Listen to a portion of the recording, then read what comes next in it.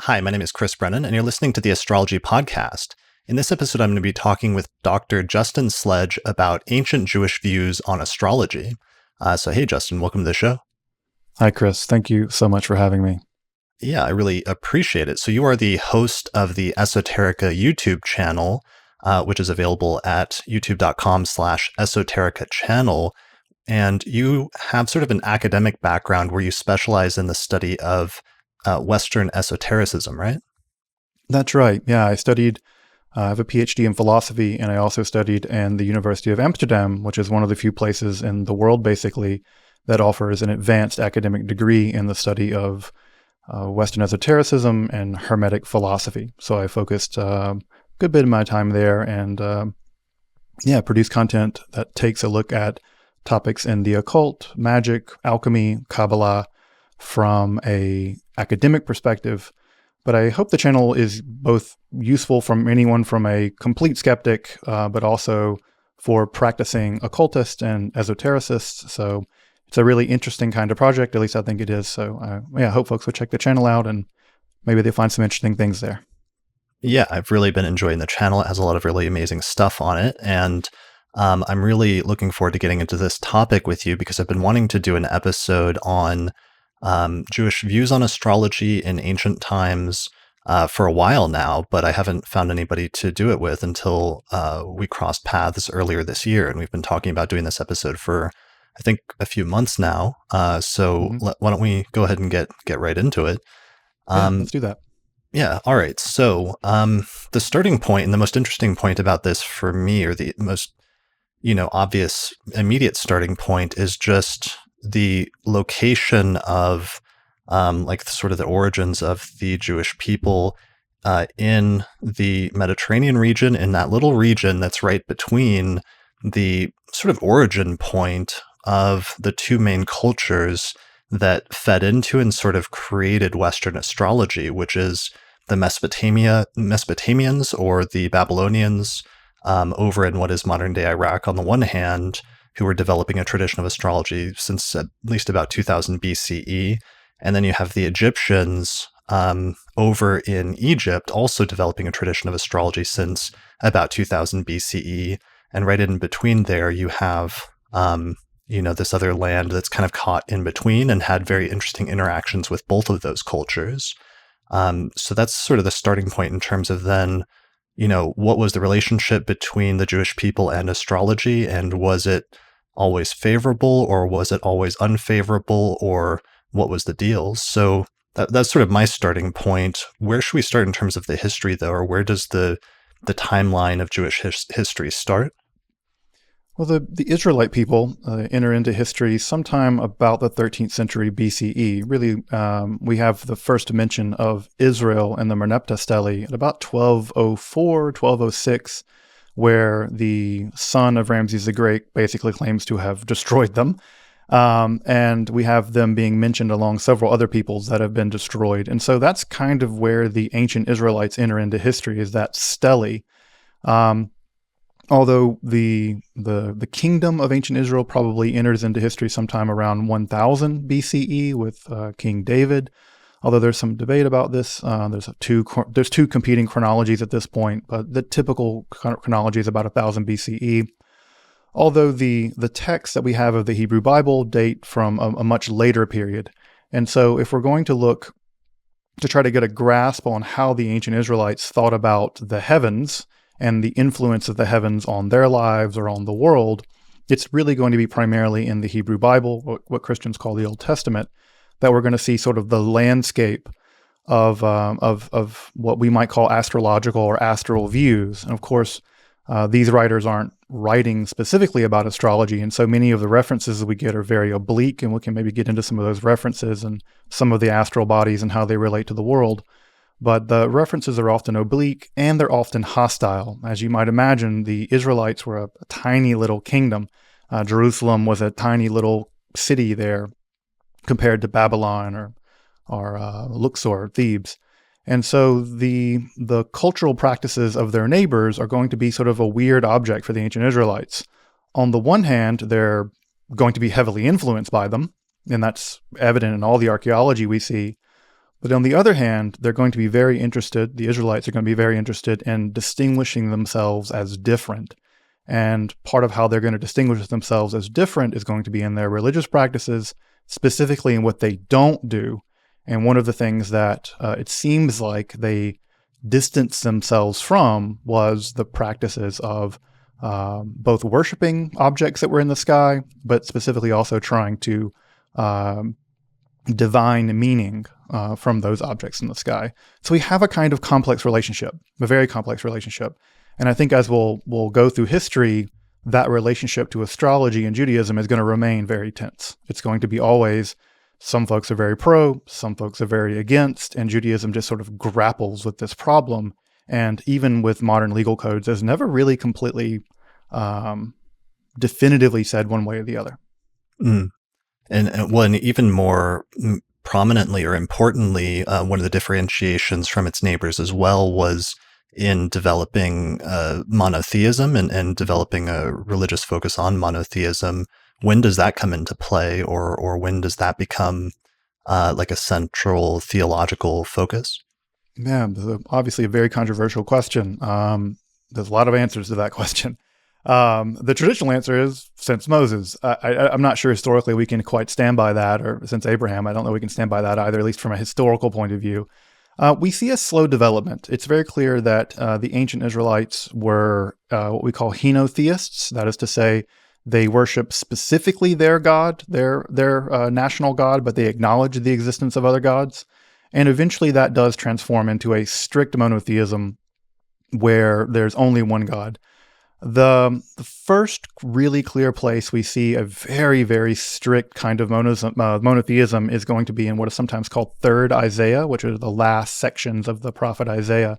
And there it's very clear that the God talking is fairly clearly just one God. All the other gods are not really real. And both good and evil moral qualities come from that God. So there's not even a kind of devil figure either. It's just God, and God's responsible for the being there. Says, Ani or v'choshech, I am the light and the dark. Ani tov v'ra, I am the good and the evil. And that's a radical kind of monotheism. I think a radical kind of monotheism that most people aren't willing to accept even now. And this is important in the context of those other cultures that it's situated in between in the ancient world, like Mesopotamia or Egypt, where polytheism was kind of the main thing for like thousands of years, right? For sure. And with the exception of a sort of strange blip in Egypt there with Akhenaten quite some time before. But yeah, typically monotheism was a very unusual idea, and the Romans thought it was a very unusual idea even much later. It's always struck people as it's odd that it's so normative now compared to the thousands of years of ancient history where monotheism was thought to be completely aberrant and weird. And again, part of what's going on there is that these other cultures, their deities live in the sky and are identified with stars and with the wandering stars, the planets, and they were the object of worship. They were also the object of worship for many Israelites, much to the chagrin of the prophets. And part of what's going to go on in the Israelite mentality is saying, no, you cannot worship these beings. In fact, you may not even want to study what they do, how they move, because that might be tantamount to a kind of astral worship. So this is where things get really ambiguous, where early on, are we dealing with a worry around worshiping the stars? And in fact, even the modern Hebrew legal term for paganism, I guess, is avodat chochavim, v'mazalot. It's the worship of the stars and the mazalot, the constellations. Even though I don't know that many people do that anymore, that's still the term in Hebrew for paganism or aberrant Jewish practice at some level, one of the terms.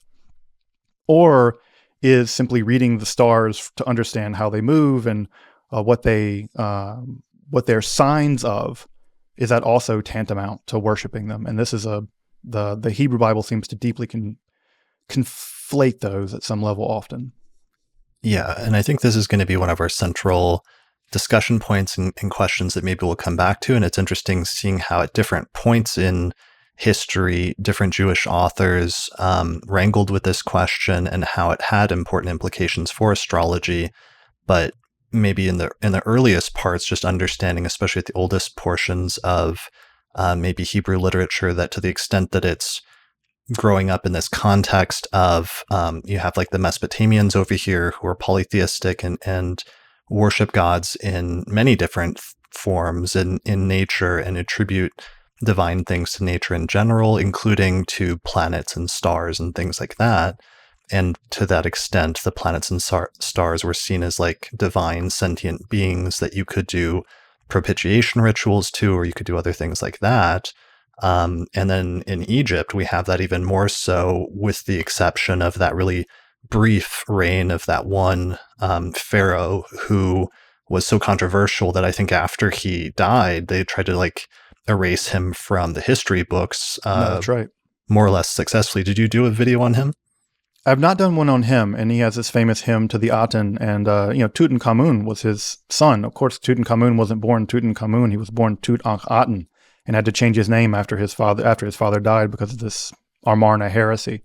So, but yeah, then there's a lot of questions about to what degree does the Akhenaten episode relate to the development of monotheism in ancient Israel.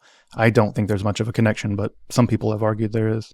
Right, and that one was specifically, he tried to change the polytheism of Egypt to be primarily just worshiping the sun, and that was his weird, or at least unique sort of idea at the time that then became controversial in Egyptian society.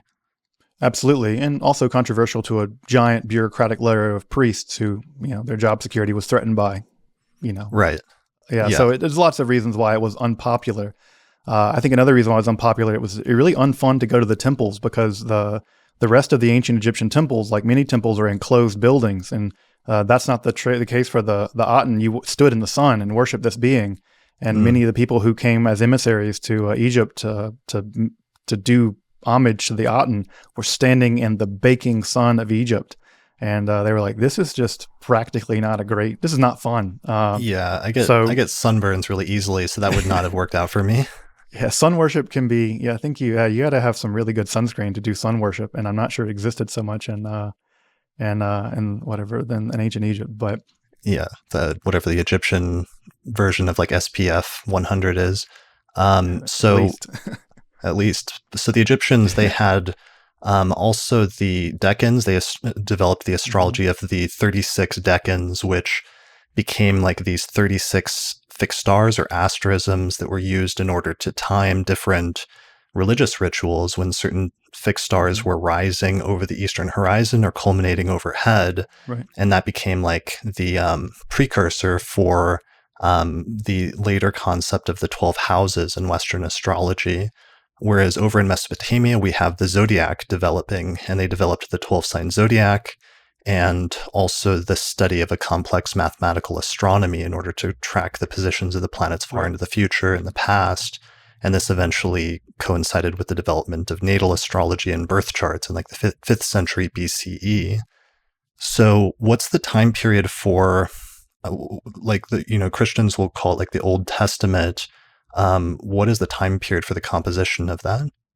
So we have a range of texts. Some of them probably date back quite old. We think maybe some of them even predate the period of the Davidic monarchy, so maybe pre-1000 BCE.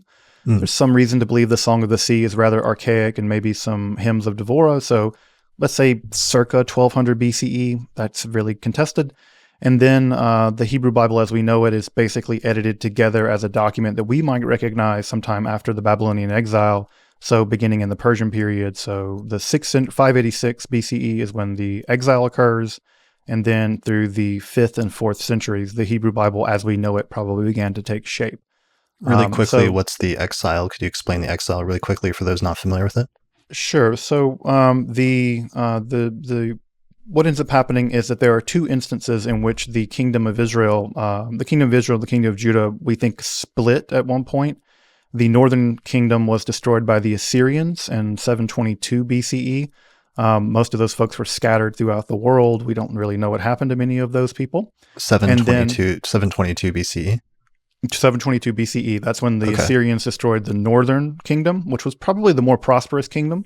That's and then really eventually interesting time frame in the history of astrology, because that's roughly like 7th and 8th century BCE is roughly the high point of state-supported astrology in Mesopotamia under the Assyrians, where they had at least like 10 different colleges of astrologers that were set up around Mesopotamia that all sent reports into the king directly. And astrology was very much a government affair in many ways. So Yeah. just to locate things in terms of the history of That's astrology. fascinating.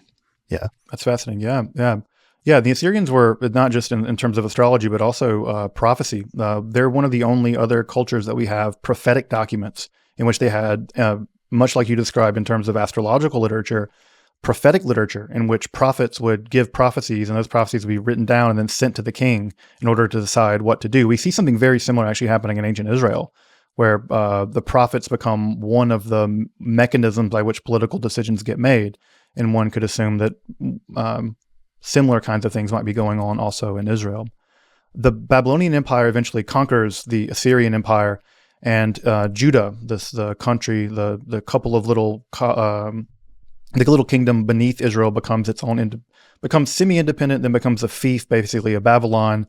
It rebels, and the Babylonians ultimately destroy it in 586. And the Judahites, what are some of the few remaining people, along with Simeon and Benjamin, those folks are then carted over to the Babylonian, at least the aristocrats are carted over, and that becomes what we know as the Babylonian Exile, where those aristocrats largely are taken over to Babylon, and they're held there for a couple of generations until they're allowed to return when the Persian Empire conquers the Babylonians, and that the Persians are much more lenient, and they allow the Judahites to return to their homeland and rebuild their temple and things like that.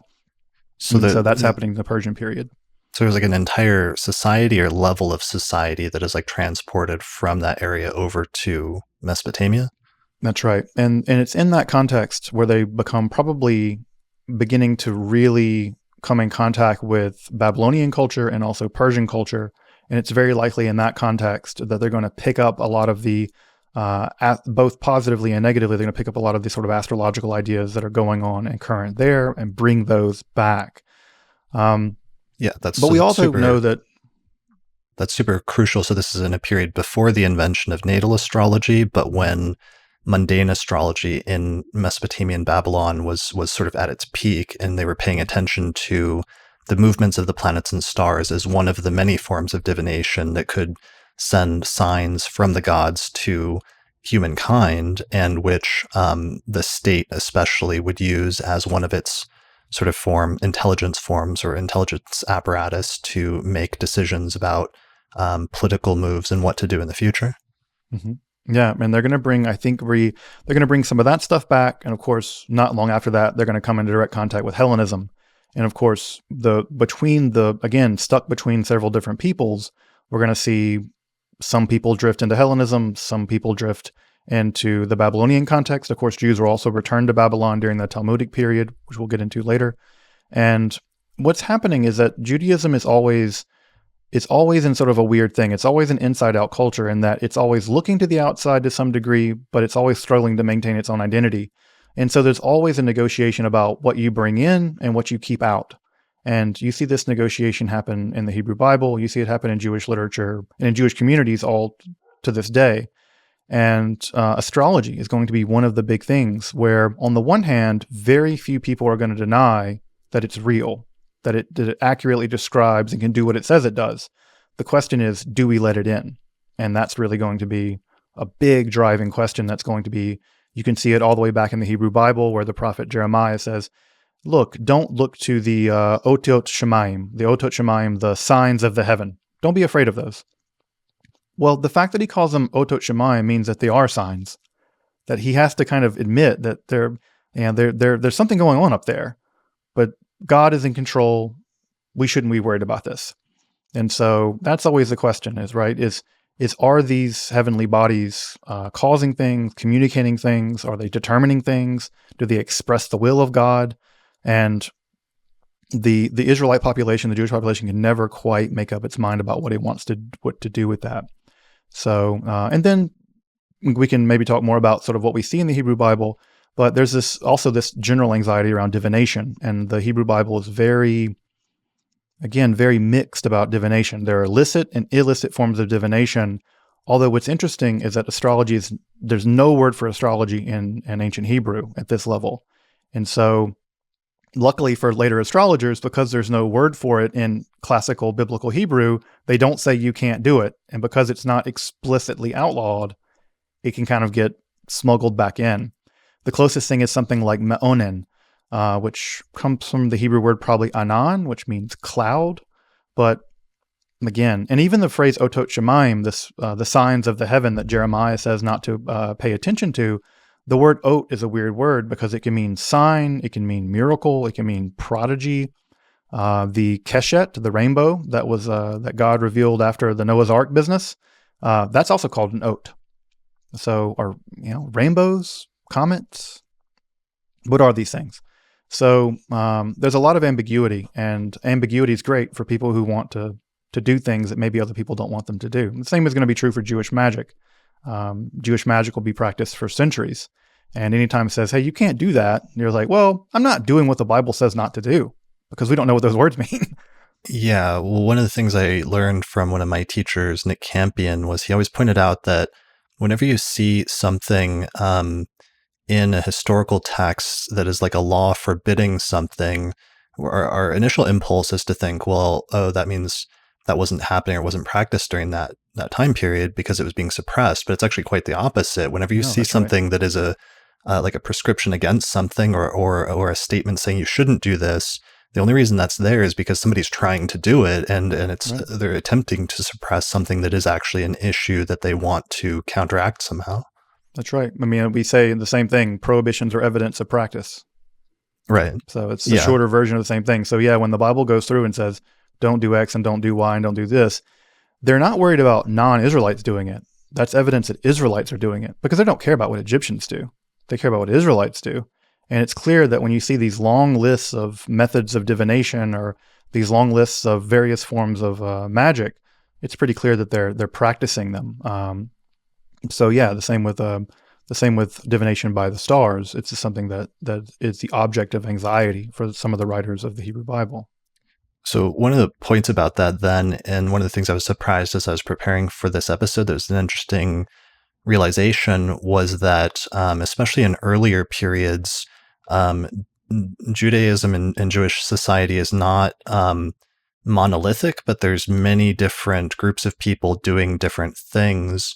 And it seemed like, and correct me if I'm wrong, but it seems like that's something to be aware of in the early periods as well, that there may have been a more diversity of practice and views than we might get the sense of in retrospect once the textual tradition had been standardized a little bit more.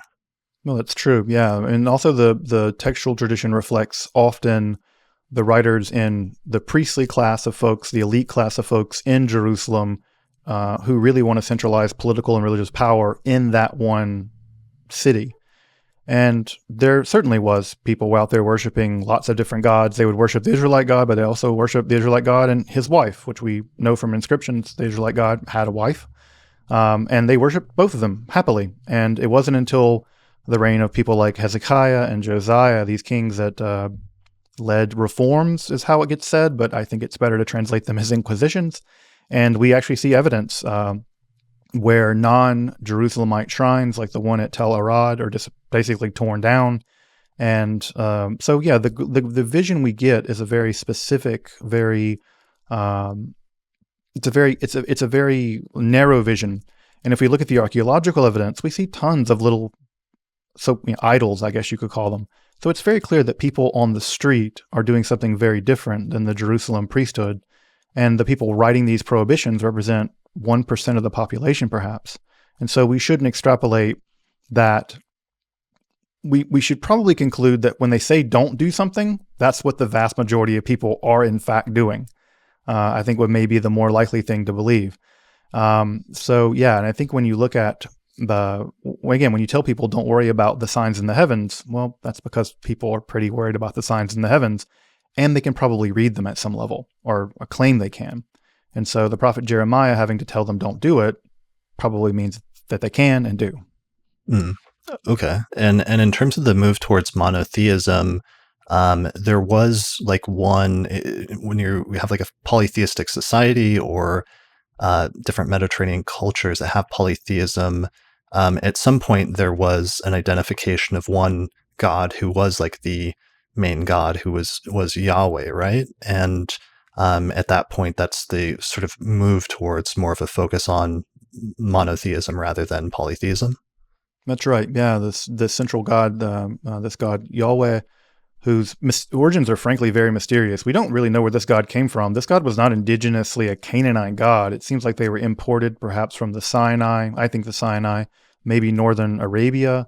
And this god was imported in and ultimately gets conflated with the more local god El, and then El and Yahweh become fused into one god. And over the long course of things, these various other deities either get demonized, they become false gods or bad gods. You can think of a god like Baal, storm god, very popular god, in fact, in the ancient Levant. Baal was probably the most popular. And what ends up happening is that as the Israelites grow, they basically subsume a lot of the functions that Baal did into Yahweh. In fact, we have a couple of Psalms in the Bible that were probably originally to Baal, and the Israelite writer just kind of Control F and just subtracted out the names because they don't seem to be taking place in Israel. They seem to be taking place in Lebanon, and it's clearly a storm god. It's like, this is not Yahweh, but the name Yahweh is in there over and over again. And we think originally this was a Baal hymn that kind of got switched over. And ditto with the stars, right? What ends up happening with the stars and the heavenly bodies is that they become subservient to this god. And the various stars, and we have some curious entities. And what ends up happening is that the stars become, from what we can tell, kind of heavenly soldiers. They become the Tsevaot, right? We have this term Yahweh Tsevaot or Adonai Tsevaot, the God of the hosts. And what we mean by hosts there are legions of army. It's like an angelic army. And those are almost certainly stars that were converted into kind of an angelic army. And we even meet the leader of this army, the Sar Tzeva Adonai, the prince of the Tsevaot. And this entity helps Joshua in a battle against the city of Jericho. And so the stars get converted into a kind of angelic army. And there's a couple of really famous stars that we have mentioned in the Hebrew Bible, the Mazarot, which will become important in later Jewish astrology. This becomes the word for constellation. Perhaps the most famous star, which is probably not a star, is the star, the Halel ben Shachar. This means something like the shining one, son of the dawn. And that star is cast down. It's actually thrown into the Israelite underworld, and later Christians will take that verse from Isaiah and then make it not about Nebuchadnezzar II, which it was about a Babylonian king, and they're going to convert that prophecy against Nebuchadnezzar into a allegory about, well, the devil. And this star becomes Lucifer, the light bearer. It was probably originally Venus. It's probably originally Venus, the morning star. So this Venus goes from being a goddess, Asherah, to being Halel ben Shachar, and then eventually gets converted all the way into Lucifer, the light bearer, and eventually the devil. So the process of the demonization of stars and what's going on up there is part of how this goes down in Israelite mythology.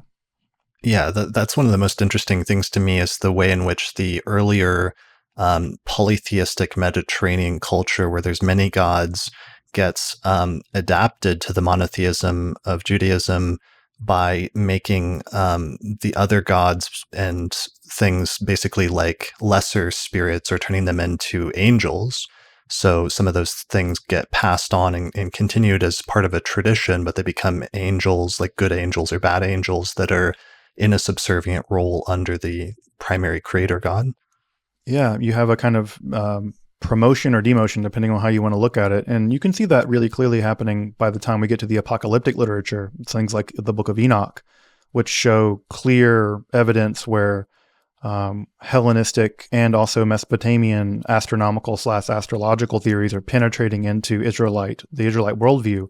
As you probably know, the Israelite worldview basically imagines a flat earth, like a disc, supported by pillars, and above it is a dome, right? And that's a flat dome, and then God is above that dome, and then the stars are sort of stuck into that dome. That's the classic, and then there's the underworld beneath that. That's the classic Israelite worldview. What ends up happening is, as the apocalyptic mode of Judaism rises, there's an importation of early Hellenistic and Mesopotamian ideas. And what ends up happening is the sky gets a lot thicker. The sky expands. And as the sky expands, you get more and more and more heavens. And part of the reason why you need these more and more heavens is because you need to begin to do the hard work of figuring out, why are these things moving and what are they moving in? And so you have a basic physics problem, I suppose.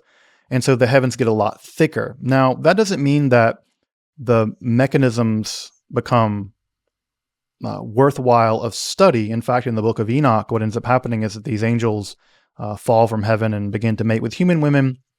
And one of the things that they do is teach human beings all kinds of bad stuff, like war and cosmetics. And one of the things they teach them is astrology, right?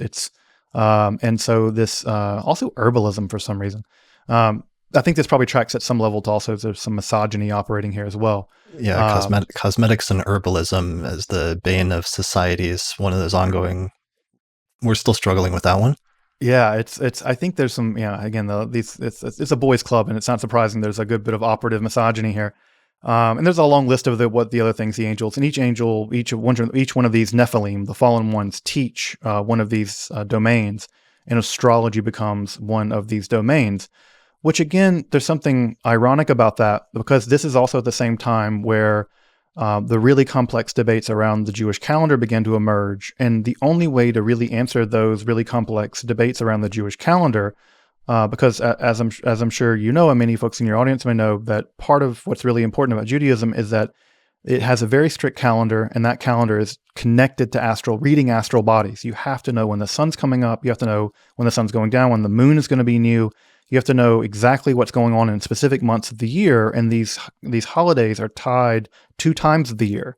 And so a strict lunar calendar won't do, because if you just observe a strict lunar calendar and you observe a holiday in a specific month, what will end up happening is that holiday will drift through the seasons, and you can't very well have a harvest festival in the middle of February. And so, or what would for us be February.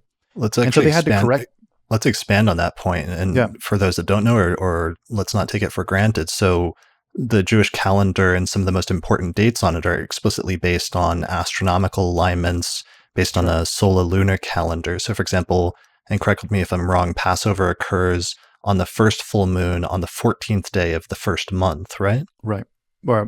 It's the first month for that counting. In fact, there are 4 different New Years, which makes it even more complicated. There are 4 different calendrical systems operating in the Jewish calendar, but yeah, it has to do with counting, looking for full moons, looking for new moons, and there's debates around in the rabbinical literature around it, whether you need to physically see the moon in Jerusalem for the new month to begin, or do you simply calculate when it would have happened and then it happens? And so this is like, does the calculation count? Does that what matter? Or does you had to physically see the full moon? And so what happens if it's cloudy? When does nightfall technically begin, which is typically when you can see 3 stars, right? So that's nightfall, because it's not enough for the sun to go down because it's still twilight. You have to see 3 stars to the naked. So yeah, it's even when sundown starts is dependent on you seeing 3 astral bodies in the sky. And that's really fascinating just because, in modern times, in the early 21st century, we would make, and I'm sure many people would try to make a strict distinction and say, well, that's just astronomy. They're just connecting the calendar with astronomy. But we're talking about creating calendars like that back when there wasn't as much of a differentiation between astronomy and astrology in like ancient Mesopotamia, where some of these things had overlapping meanings and motivations. Mm-hmm. Yeah, and in ancient Hebrew, there's no different word. When we finally do get a word for astrology, right? It's just astrologia is what it is in Aramaic, and then it's tagniut in Aramaic as well in Hebrew. But it's just that which deals with the stars. They don't make any distinction between what we would call astronomy and what we would call astrology. That distinction to them is I don't think it's something that obtains. I don't think it obtained until recently, honestly. But yeah, the calendar is tied to these astral bodies, and being able to make those predictions is incredibly important. And you just can't make them without the astronomy that existed in the ancient world. And so the irony about this whole business of this fallen angel teaching everyone astrology or astronomy is that the Israelites were dependent on exactly that science to know when to celebrate their holidays. Right. So And is that in 1 Enoch, that story you're telling? yeah, it's in First Enoch. This business about which was incredibly popular. Of course, it doesn't survive into the Western canon. It does survive into the Ethiopic canon, but we know that it was incredibly popular. One, because the New Testament quotes it. It's actually quoted in the Book of Jude, and we find more copies of it among the Dead Sea Scrolls than we do other books of the Bible, including books of the Torah, which is the 5 books of Moses. But that's otherwise not a canonical text that gets passed on in most of the either Jewish or Christian tradition after that point. Right. It doesn't go into becoming canon in those traditions, but I would say that in the Second Temple period, it was incredibly popular. And again, canon, I think, has this idea that someone's picking it to be authoritative. I think it was authoritative at that time. And again, one example of that would be in the New Testament, where the letter of Jude quotes it as authoritative. And so the writer of that letter quotes First Enoch as being authoritative. And so so this was a person who was an early Christian, clearly thinking the book was scripture enough to quote as a proof for something. And also Right. many ancient Jews also followed. In fact, and we can get into this in just a moment, the community at Qumran, who also had a very intense and interesting relationship to both the calendar issues that we were talking about, but also astrology more specifically. In fact, the earliest Jewish horoscopes are actually recoverable from Qumran, and they relied on a version of the calendar described in the Book of Enoch and not on the calendar that was eventually accepted into so-called Orthodox Judaism. So it was authoritative enough for that community to literally base their calendar on it. And of course, the following of the Jewish law that you would celebrate a certain holiday on a specific day, which was very important in the Bible. They trusted the Book of Enoch and its calendar enough for them to be out of step with the rest of the Jewish world.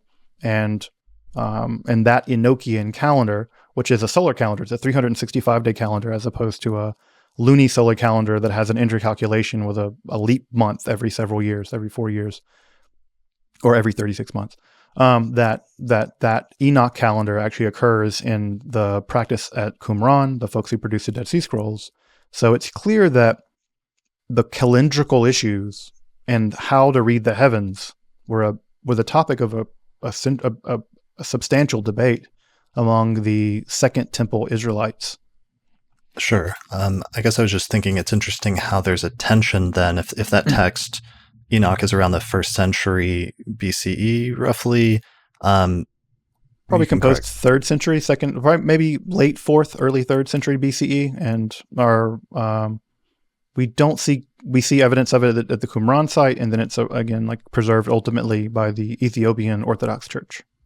Okay, so that and that one's saying, astrology is taught to humans by fallen angels, but then we also have some other people in that time period, like I think Josephus and other people that tried to attribute to Abraham, the biblical patriarch of right. Judaism, the invention of astrology. And they try to say that Abraham was the first person that discovered or invented astrology. That's right. And we have people like Josephus, the Jewish historian, making the claim, and so does Philo, make the claim that Abraham invented astrology. That idea will be incredibly influential. We'll find it in the Talmud later, and we'll also find it in the Quran. The Quran actually quotes that idea that Abraham was originally an astrologer. So we'll see that idea survive well into the modern world. And to my knowledge, there's a, and you may know more about this than I do. I think it's Valens who quotes some kind of astrological manual or text that was in circulation attributed to Abraham.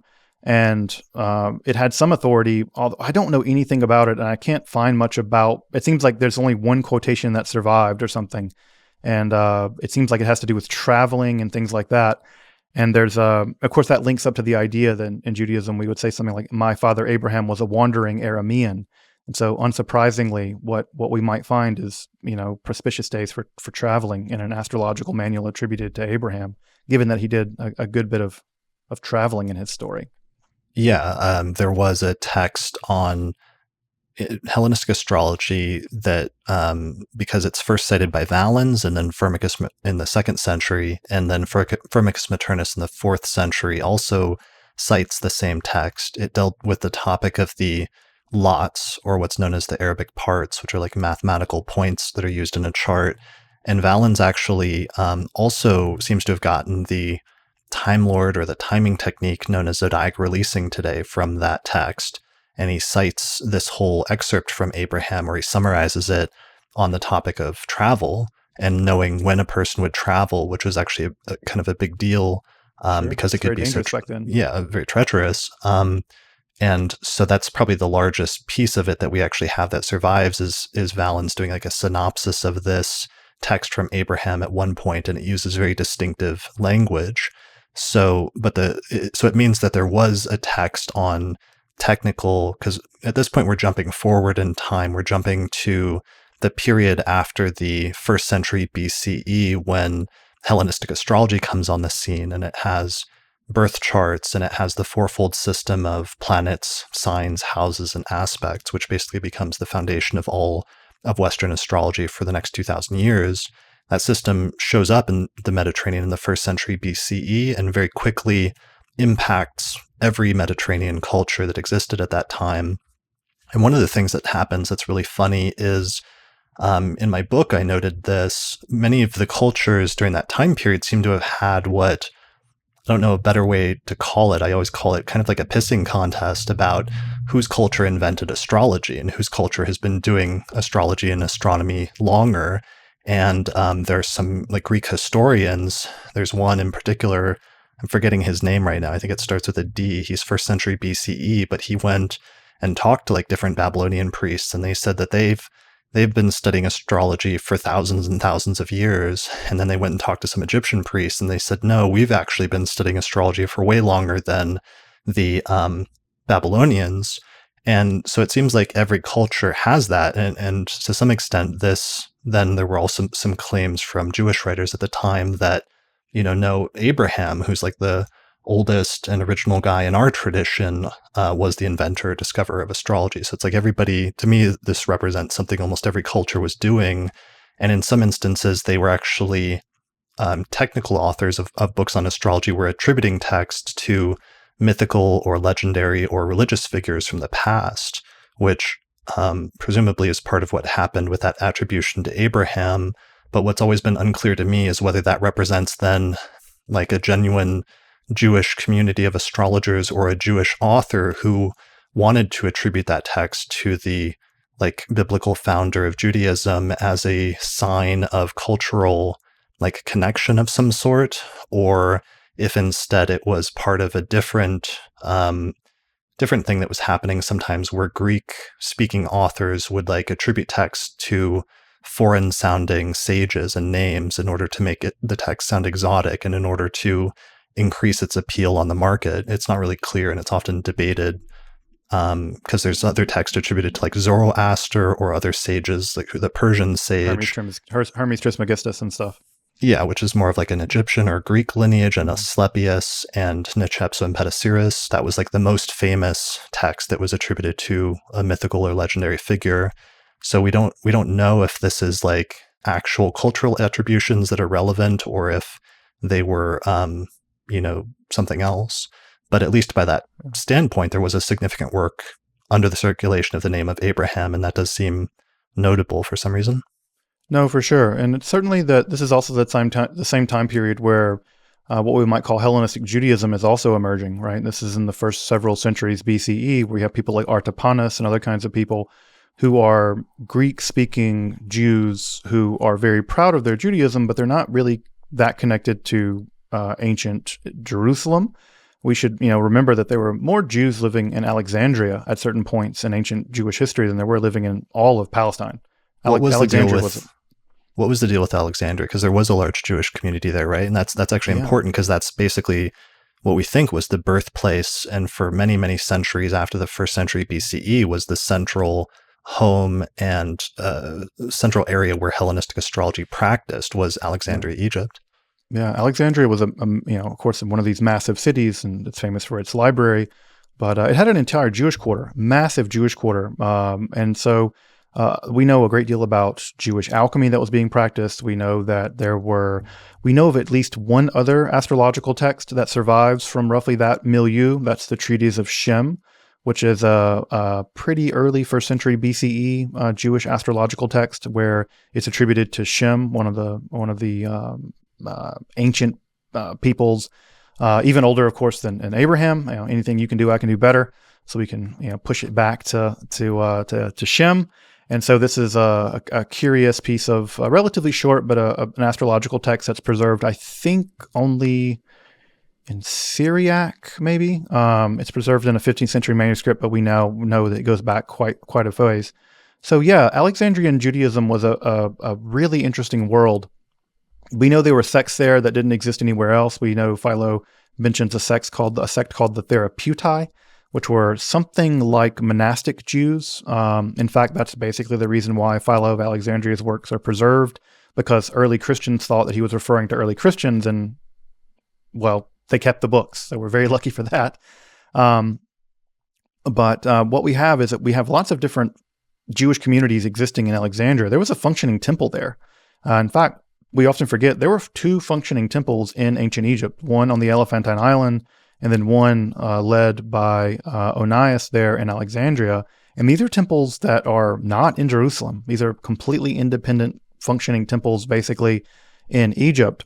And so it's not surprising that in the Alexandrian milieu, where astrology and alchemy and other kinds of things were being pioneered, that the Jewish community, which was incredibly learned, which was producing philosophy, art, poetry, it would be very strange if they didn't at some level think, oh yeah, this science is worthy of adoption.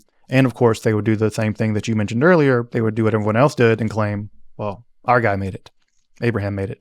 And we'll see a similar claim with the Sefer Yetzirah, which will also come to have an astrological section eventually added to it.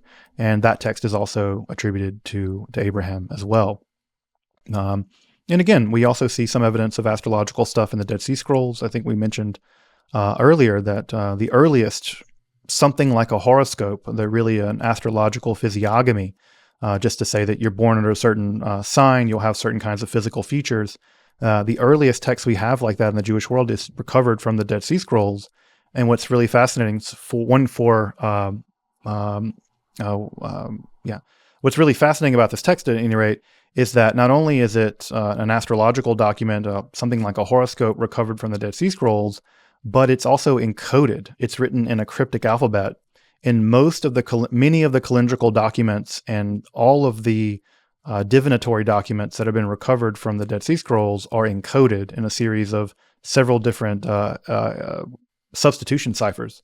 And we don't know why they're in these substitution ciphers. It's very unusual, but the Brontologion, this mechanism by which you divine the future by when thunder happens on certain times, and also the astrological physiognomy that's been discovered at the Dead Sea Scrolls, both of them were encoded for some reason.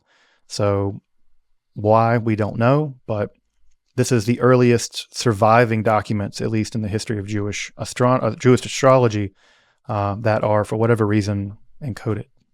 Well, let's get into Qumran and the discovery of the Dead Sea Scrolls. And before we go there, that's interesting. You mentioned that just because the encoding or encrypting of esoteric doctrines was a common thing that was done with esoteric texts in the ancient world. And actually, Valens is constantly complaining about how Nichepso and Petasiris and some of the other authors like Critidemus made their works twisted and cryptic and hard to understand. And he's constantly complaining, why did they make this so hard to understand? The gods to Valens wanted humans to have this knowledge, and he doesn't understand why these authors were making it so difficult in transmitting it. But he says he did his best to understand it and pass on the knowledge to us.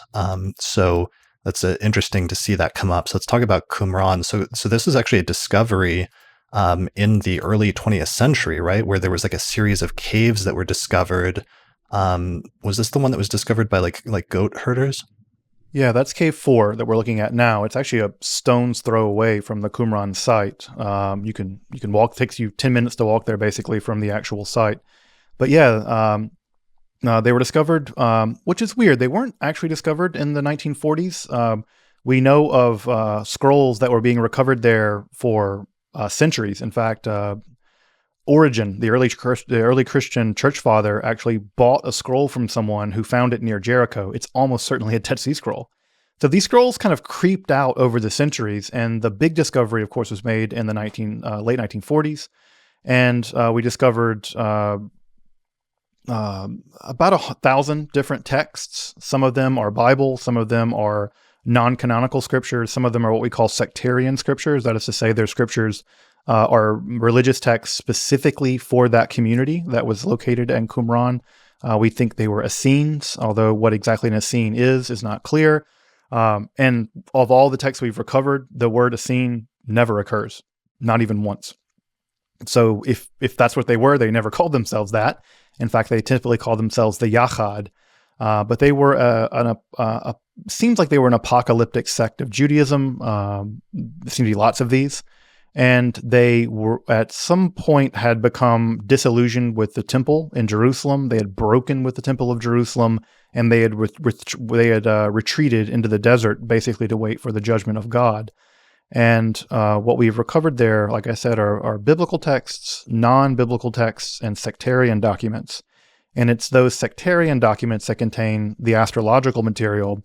And the going theory, at least at this point, is that the astrological documents are encoded in a very similar kind of code. There are 3 different codes there, one of which is cryptic A, cryptic B, and cryptic C. The cryptic texts that have been recovered are almost all sectarian. And so we think that perhaps what's going on is that those documents were only meant for people initiated or in a position of leadership. And so that encryption, which is just a substitution cipher, it's something incredibly complex. But we think that those encoded texts were probably meant for those either initiated into the group or the leadership of the group. Okay. So, and this is like an ascetic community that's in like the first 2 centuries CE, more or less, right? They were probably destroyed in the Great Revolt that began with the destruction of the temple, or ended with the destruction of the temple. That's in fact why their scrolls were probably there. Josephus mentions that they did go out to fight the Romans. They probably thought that the world was ending and that this was the apocalyptic battle they had been waiting for. We know from Josephus, assuming Josephus is to be trusted, that they did go to several different battles and they lost badly. They were slaughtered at several different battles. And it seems like what happened was before they went off to battle, they stored their scrolls in those caves and never came back. They all got killed, basically. And the Romans ransacked the site at one point, probably looking for treasure. It seems like they even found some of the stuff in the caves. They didn't care about the scrolls. And the scrolls basically sat in various states of disrepair on the cave floor until they were discovered throughout history, primarily in the mid 20th century.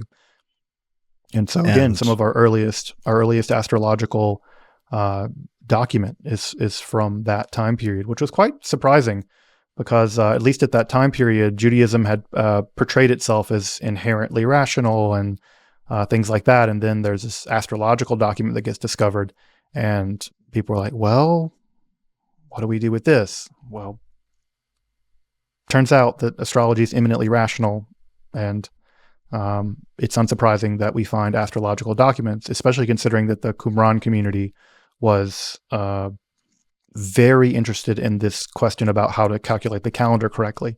And so it's unsurprising that if they had what we might call a heterodox view of the calendrical issues, that they would also be, by extension, very interested in astrology because, well, you can't really do a calendar without having some knowledge of the heavens, and there was simply no other knowledge available aside from the astrology of the day. Right. So this is important because it also shows familiarity with natal astrology, with the concept of natal astrology and the concept of birth charts. And these astrological texts from Qumran are fragmentary, and there's not a lot, but there's some tantalizing little bits there that show at least that there was some sort of Hebrew textual tradition of astrology from prior to that point.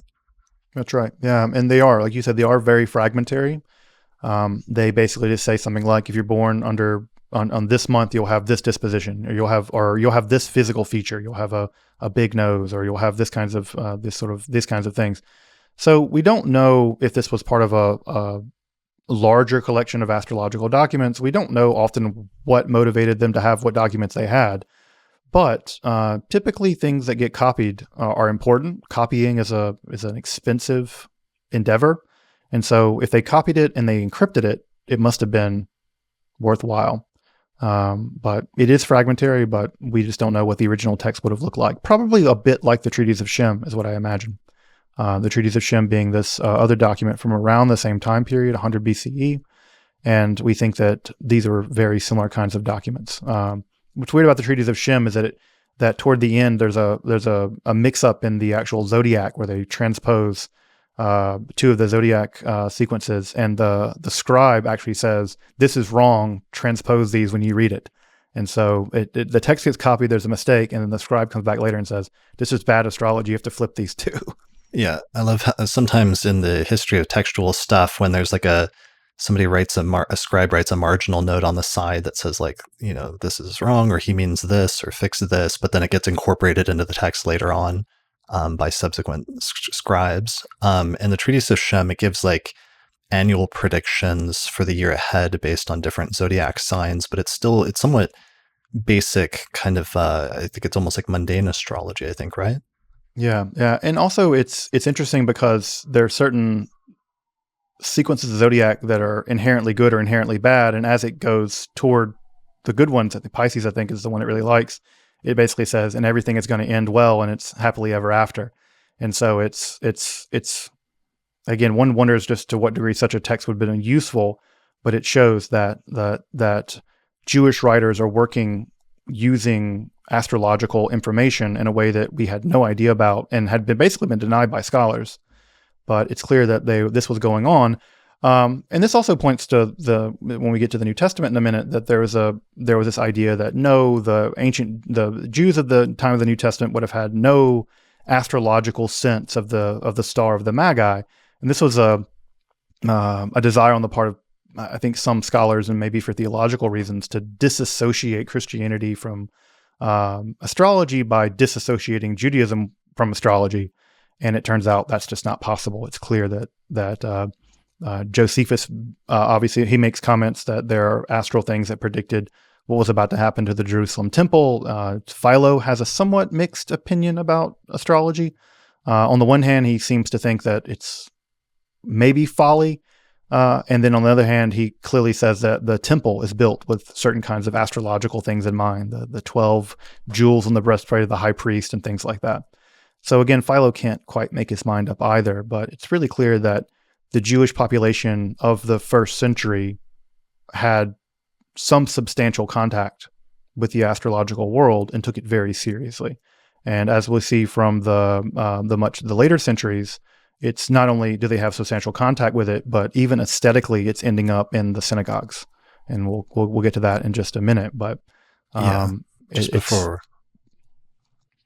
we get there, you mentioned another early Jewish group of writers, which is the authors of the New Testament. And one of the most prominent areas that shows up, of course, is in the Gospel of Matthew and the story about the Star of Bethlehem and the Magi who see some sort of star or some sort of celestial indication that the Messiah has been born, and they therefore travel to Jerusalem where they find Jesus has been born, and then they offer gifts and then like take off and go back home.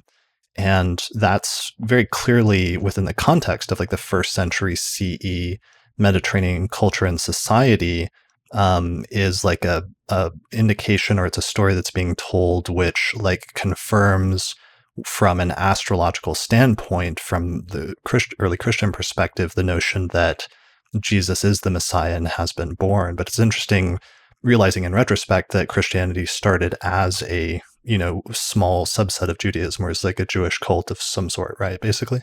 That's right. Yeah. Of course, the early Christianity was a Jewish movement. Jesus was, of course, Jewish himself. All of his early followers are Jewish. The Matthew story is fascinating because clearly it's being written in a Jewish milieu, but there's also some polemical business going on there. Because obviously by the writing of the Gospel of Matthew, it's very clear that the Jews, the Jewish population, is not accepting Jesus as the Messiah. It's just not happening. And it's also in the Gospel of Matthew where we see some of the most frightening anti-Judaic stuff, where, for instance, in that Gospel, Pilate wants to have Jesus executed, and the Jewish population says, "Let his blood be on us and be on our children." And that's where we get this really pretty frightening anti-Semitic stuff that ultimately emerges in the Middle Ages. So Matthew is on the one hand very... Really quickly, what was the context of Jewish culture waiting for a Messiah? Or where's the idea of a Messiah that Jewish writers or people that subscribe to that religion at that point by the first century, what's the background on that?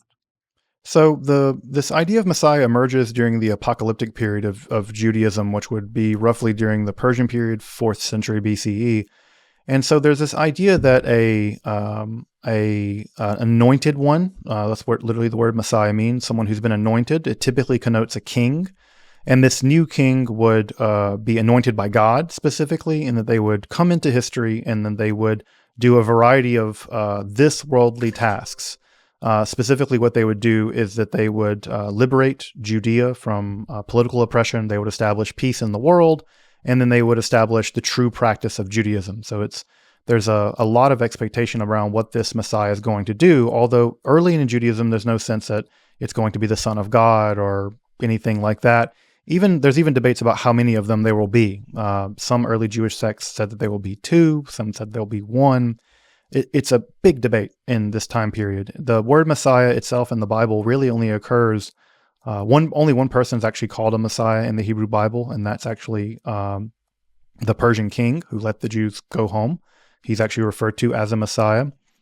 And so there was an expectation, a big expectation, and that expectation would have been they would be looking in the Hebrew Bible for prophetic utterances about how this Messiah would come about. And one of those utterances is a verse from, I think, Numbers, where it says, "And a star will come forth from Jacob." And that idea that there'll be some kind of star, right? That there'll be an astrological, or there'll be an astral event that will indicate that the Messiah has come, is clearly being echoed there in the Gospel of Matthew. But what's interesting about that is that there's also some polemics going on there, because the Jewish establishment, by this time of the writing of the Gospel of Matthew, has rejected the messianic claim of Jesus. They don't believe it. Well, because they don't believe it, the Gospel writer of Matthew says, well, if you guys don't recognize it, even the pagans recognize it. The Magi, right? These Persian astrologers, they recognize it. You're so blind that you can't even see what's in front of you. And the idea of the Jews being blind becomes a kind of trope that develops. So on the one hand, there's a clear idea that some kind of astral event will herald the Messiah. It's also worth pointing out that another Messiah will emerge in the 2nd century, Shimon bar Kokhba. And his name, Shimon bar Kokhba, literally means Simon, son of a star. It's a pun on his name. Koziba was where he was from. And to make him match the stellar prophecy, his name changes, and they call him Shimon bar Kokhba. And if you actually look at the coinage that he minted during his rebellion from 132 to 135 of the Common Era, one of the coins, the largest coin that he minted, it's a silver coin, it shows an image of the temple, and very clearly on the temple is a giant star, right? So it's the combination of the restoration of the temple and this astral thing showing I'm really the Messiah. Of course, he was defeated in 135 by the Romans, and hundreds of thousands of Jews were slaughtered because of his failed rebellion. But this linking of the star, a messianic star, was an idea that would have been instantly recognizable to Jews as a heralding moment for the messianic redemption, whether it's recognized by Persian Magi or minted on the coins of a failed messianic leader. Right. So there's that earlier context because of that earlier story about a star coming forth. So early 1st century CE, 1st and 2nd century CE Jewish writers are very aware of this. And then also in addition to that, in other areas of like the Roman Empire, because by the 1st century CE, we're talking about the Roman Empire at its height in the like 1st and 2nd centuries. And the Roman emperors are all very aware of astrology, and in some instances are using it. Like I believe Augustus like published his horoscope supposedly, or his birth chart, because he believed that it indicated, because of what he was told by some astrologers supposedly early in his life, that he would become, somebody who would be very prominent and who would control the empire or what have you. So sometimes there were leaders or politicians who were using astrology in order to assert their authority to rule, and as confirmation that they were like special people. And so that's part of, if we don't take the Gospel of Matthew literally necessarily, or if we think about the context of the writer or the author who wrote it, part of the goal there is to sort of like indicate or say that the stars are literally confirming that somebody important has been born at this point, and that this group of astrologers from the birthplace of astrology, from Mesopotamia, literally came over because they had witnessed that something important had happened astrologically when this person was born. So it was like confirming his authority in a way. No, sure, for sure. Yeah. And the term gospel is not an accidental use, right? The gospels were documents released by Roman emperors, right? The term gospel was the good news that came from the emperor about how things were going. So it's just, even the term gospel is a kind of authority move, right? It's the gospel. The real gospel is the gospel of Jesus Christ. So yeah, that's a huge thing. And also the Roman emperors were, when astrology served them, they would use it, and they were perfectly happy to banish them and burn their books when it didn't. Again, I think establishment figures often have a sort of weird relationship to this kind of thing, where on the one hand, they want to be able to use it as actionable intelligence, and they want to be able to prove that they're legitimate. But on the other hand, that the idea that these astrologers could be plotting behind their backs and know things that they don't know. And so I think the Roman emperors were happy to publish when it agreed with them and burn it when it didn't. So I think they were more very opportunistic when it came to it. Yeah, and especially they were continually annoyed by astrologers predicting their death and like length of life and like when the emperor would die, and that was one of the biggest things that could get you into trouble as an astrologer. But then at the same time, you have other astrologers like Thrasyllus, who worked directly for like 2 decades as the chief court astrologer to the Emperor Tiberius. So there's definitely an interesting and complicated relationship, but at least in the Mediterranean, it's like widely thought at this point that the alignment of the planets at the moment that you're born has something to say about your life and your future, and especially your fate. And that becomes an important concept, because from this point forward, we do start to see in the Jewish tradition and in the Hebrew writings debates about astrology within the context of fate, because astrology and fate became like intertwined at that point in Mediterranean society, or the notion that one's fate was indicated by your birth chart became like a pervasive notion.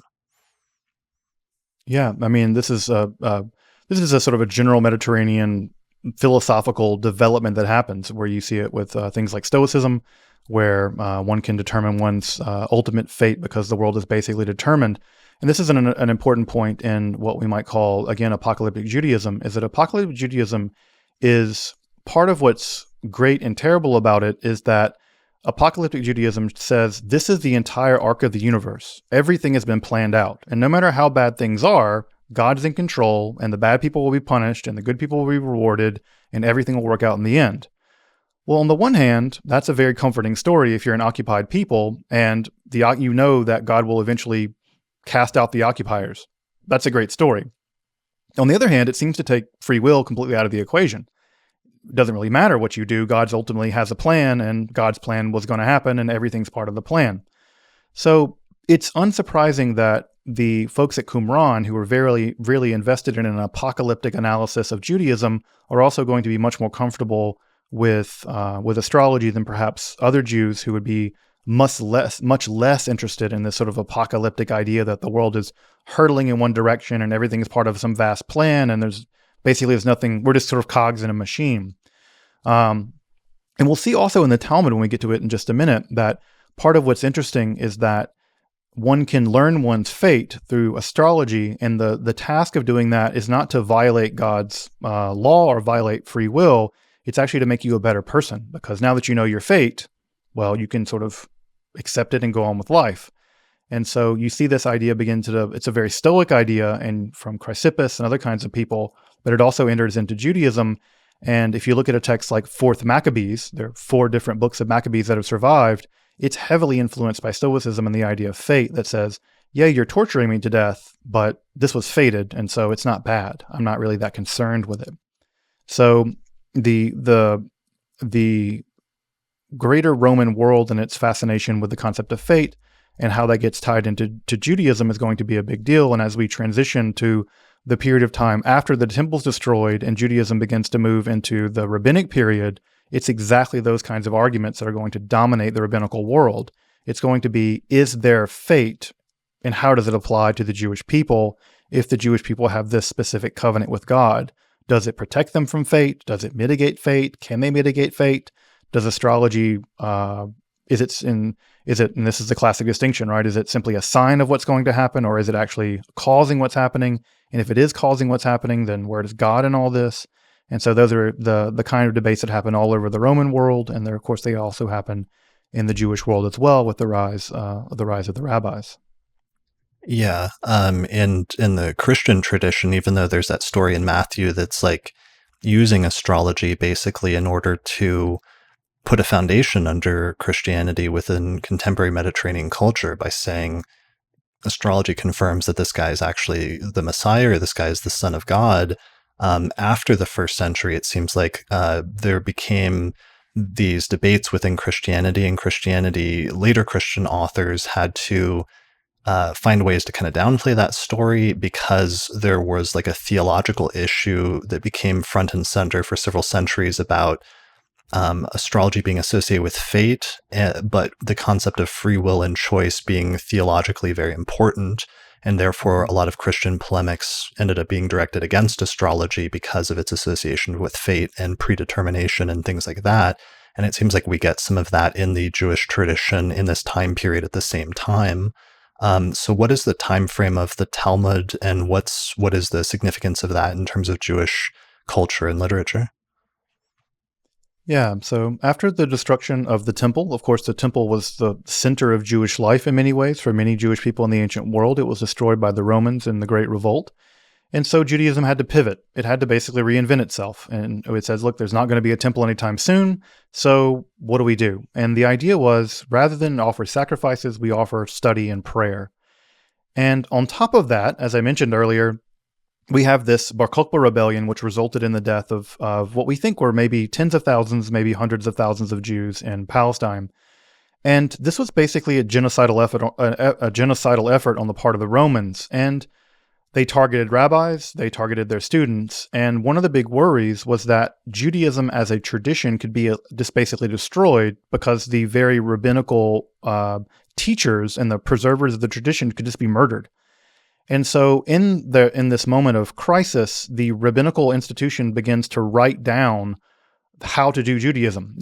Sometimes when I teach this, I'd say, what if, I don't know, for Americans or other people, right? What if all the people that celebrated Halloween were being killed off, and we wanted to preserve how to celebrate Halloween? We would get all the people who knew how to celebrate Halloween in a room, and we would say, how do you do Halloween? And so you have to get a pumpkin and carve it like this, and you have to give out this much candy, but you have to give out at least this much candy, but not more. So you get all these rules about how to do Halloween. Well, the rabbis did the same thing. And what emerges is a document called the Mishnah. And the Mishnah is a kind of giant compilation of basically all the oral law that they could write down. Well, that text is notoriously difficult to understand, and not all the issues got settled, and so a commentary was written on it, 2 commentaries.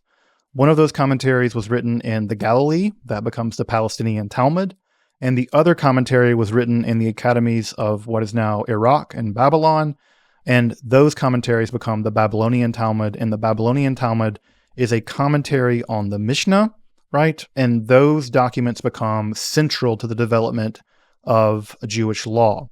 What's really important for folks to know about the Talmud is not in itself a document that tells you what to do or what not to do. It's a series of debates. And so what we find in the Talmud is not, don't do this, do this. What we find is Rabbi Yochanan said this, and then Rabbi Hanina said this, and then Rabbi so-and-so said this, and they said this, and then maybe this guy's right, maybe this guy's wrong. And later generations of people ultimately codified that into a practice of Jewish law, and that codification process continues to this day. It won't ever be done. And so this is what's interesting about the Talmud, is that it's not an authoritative document in the sense of thou shalt not. It's a debate. It's a series of debates. And so unsurprisingly, one of the things they're going to debate is going to be precisely this question of astrology, because it seems that everyone in the Talmud accepted at some level that it was true. The question is, how was it true? And the question is, could and how could you do it? Who should you deal with when you do it? And so what we see is a wide range of debates in the Babylonian Talmud, which is unsurprisingly, considering that this is in a Persian milieu, this is in a Zoroastrian milieu, this is the very milieu in which a great deal of astrological developments happened. So unsurprisingly, the Talmud is going to be very interested in thinking through what is going to be the Jewish relationship to what it calls its tagniut, or astrology. Right. So you shared with me a site, Sepharia.org, that has some handy, one of the pages that people can Google it's titled Talmudic Astrology Source Sheet, and it has a bunch of relevant quotes, sometimes that are explicitly connected with astrology or sometimes that are indirectly connected. But here's a couple that connect to the free will issue that we were just talking about. Yeah, so this is a pretty famous Pirkei Avot. It's from that earlier document, the Mishnah, and it's trying to deal with this question about whether there is free will or not, right? So what's interesting about this is that it says God sees everything in advance. So that is to say, God knows what's going to happen. God foresees it, yet choice is given. Now, on first blush, this looks contradictory. How can God know what's going to happen and we still have free will? And the argument here, and what we see this argument in later texts, is that God's foreknowledge doesn't cause it to happen. In the same way that I'm looking at you, Chris, right? But I'm not causing you to exist. I can see you're there, but I'm not causing you to be there. I'm talking and your heart's beating, but I'm not. My talking is, thank God, not causing your heart to beat.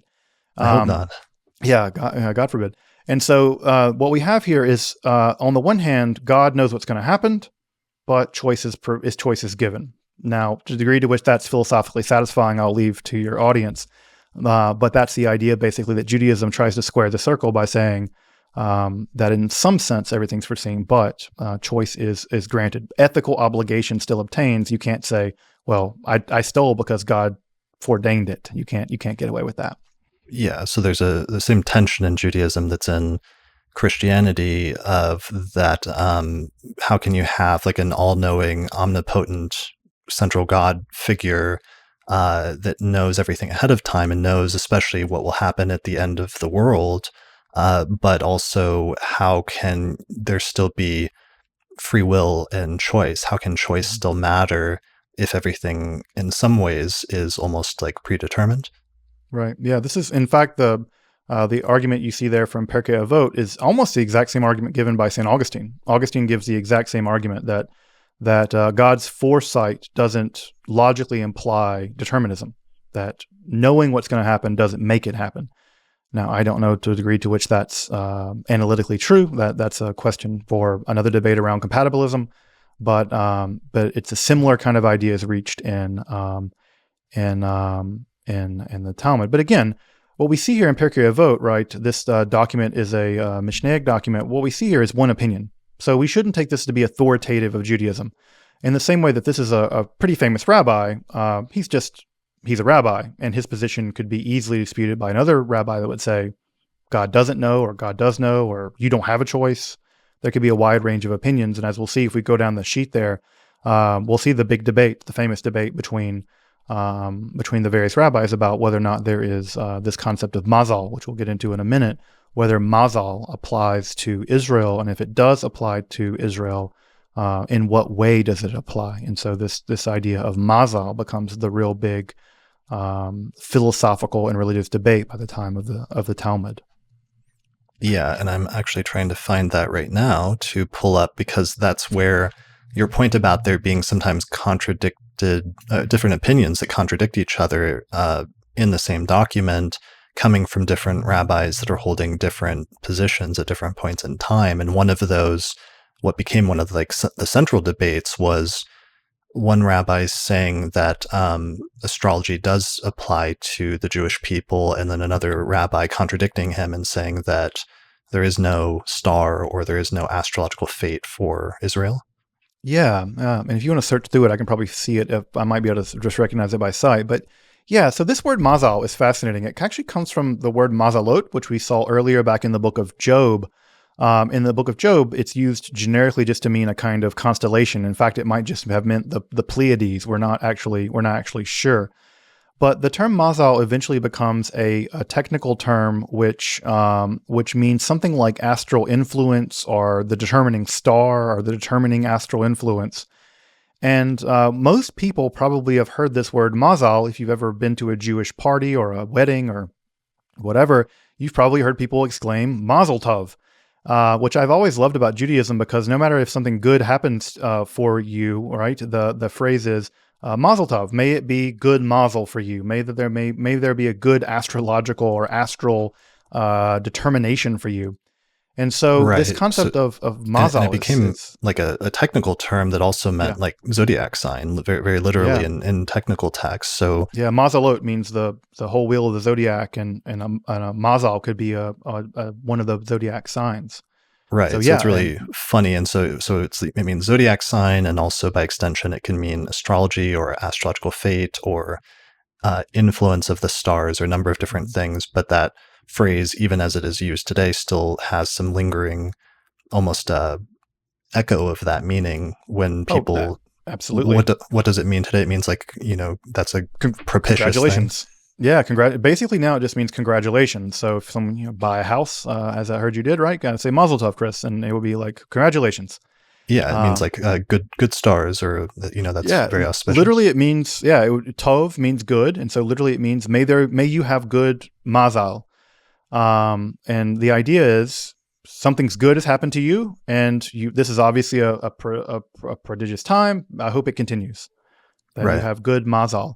So, and I don't think average Jews ever think that when they say Mazel Tov, they're giving someone basically an astrological greeting, but that's certainly what it is. And this word has become obviously ubiquitous in Judaism. But interestingly enough, right, that's the meat of the debate in the Talmud, is this entire idea of Ein Mazal LeIsrael. There is no Mazal in Israel.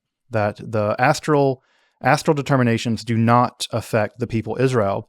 And the basic argument here is, and I'm not sure how they translate it in the Sefaria, and I think this is the Soncino version of the Talmud. Let me see. I think I saw it. I think you scrolled past it at one point. It's sort of buried in there. I bet if you Control F and just search for star for Israel, there's no constellation for Israel. There's I'm sure if you Mazel. So in there, it's using Mazel again. Yeah, it's probably Mazel. If you scrolled up, and I can see the original, the Hebrew, the Aramaic, somewhere up here.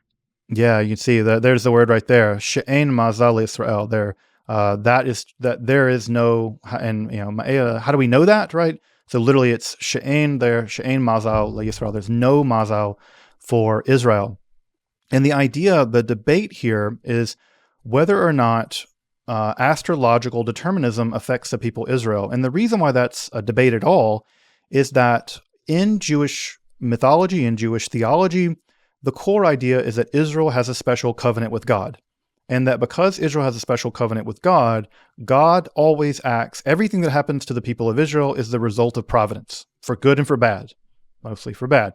But everything that happens is for the result of providence. And therefore, because there is a direct providential relationship between God and the Jewish people, Mazal doesn't interfere, right? Mazal doesn't interfere. That's one side of the argument. The other side of the argument is that, no, God made the world in such a way that the natural forces of the world, for instance, something like we would call gravity, it's not like you have a special relationship with God and therefore you can jump out of a building. God's not going to save you for jumping out of a building because gravity is a force of nature, and you should know that gravity is a force of nature that will drag you to the ground. Well, ditto, the Mazel is a force of nature. It's built into the fabric of the universe like everything else, and of course it affects the Jewish people. Now, there's a wide range of debates between those, right? So some rabbis seem to believe that Mazel affects Israel when the Jewish people are being bad, right? So if they break the covenant, they're outside of the protection of the providence of God, and therefore Mazel affects them.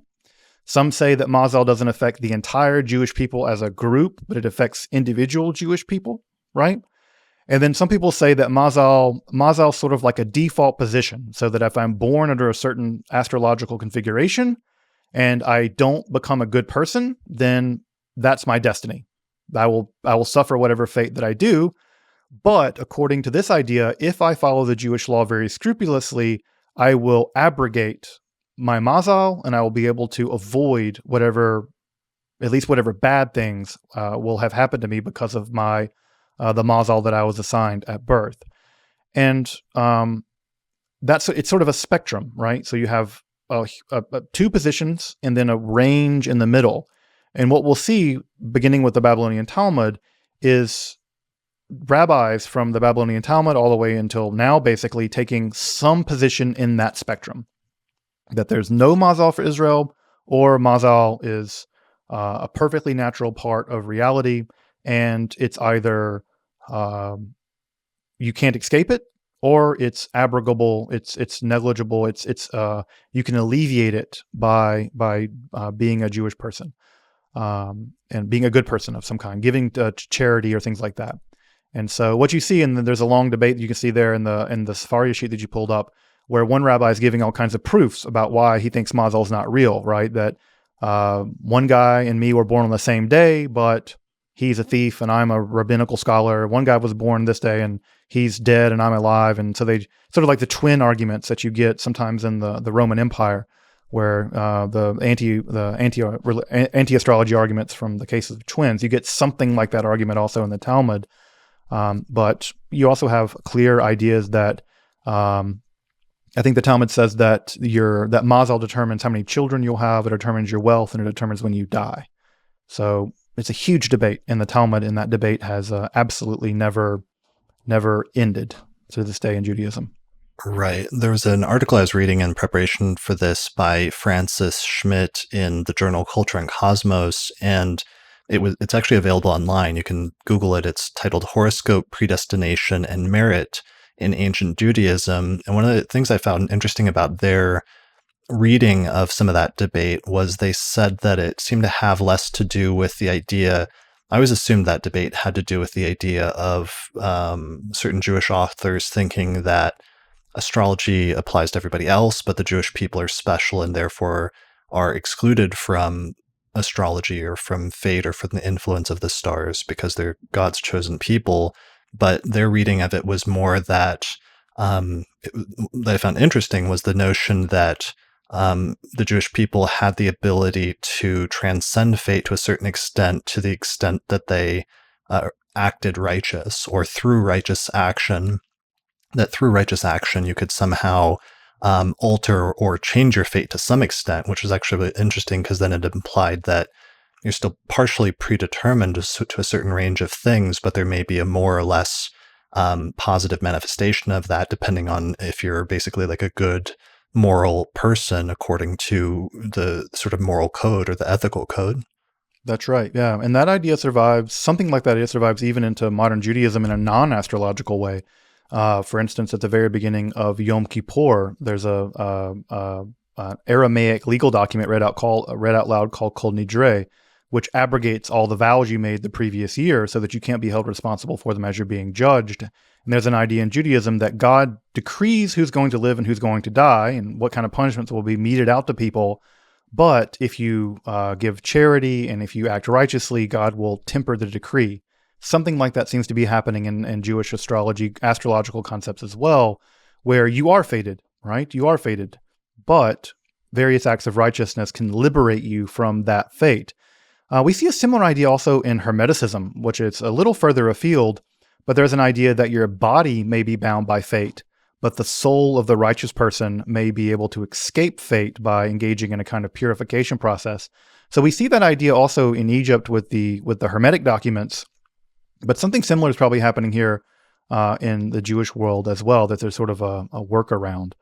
But yeah, I think the idea of abrogating fate, or at least changing your fate to some degree, is an interesting idea in Judaism. And you see this idea survive even up to the days of the Kabbalah and into the Sefer Zohar, that one can manipulate the metaphysical world at some level by doing righteous deeds down here that shapes the supernal world. And by shaping the supernal world, one can alter one's destiny.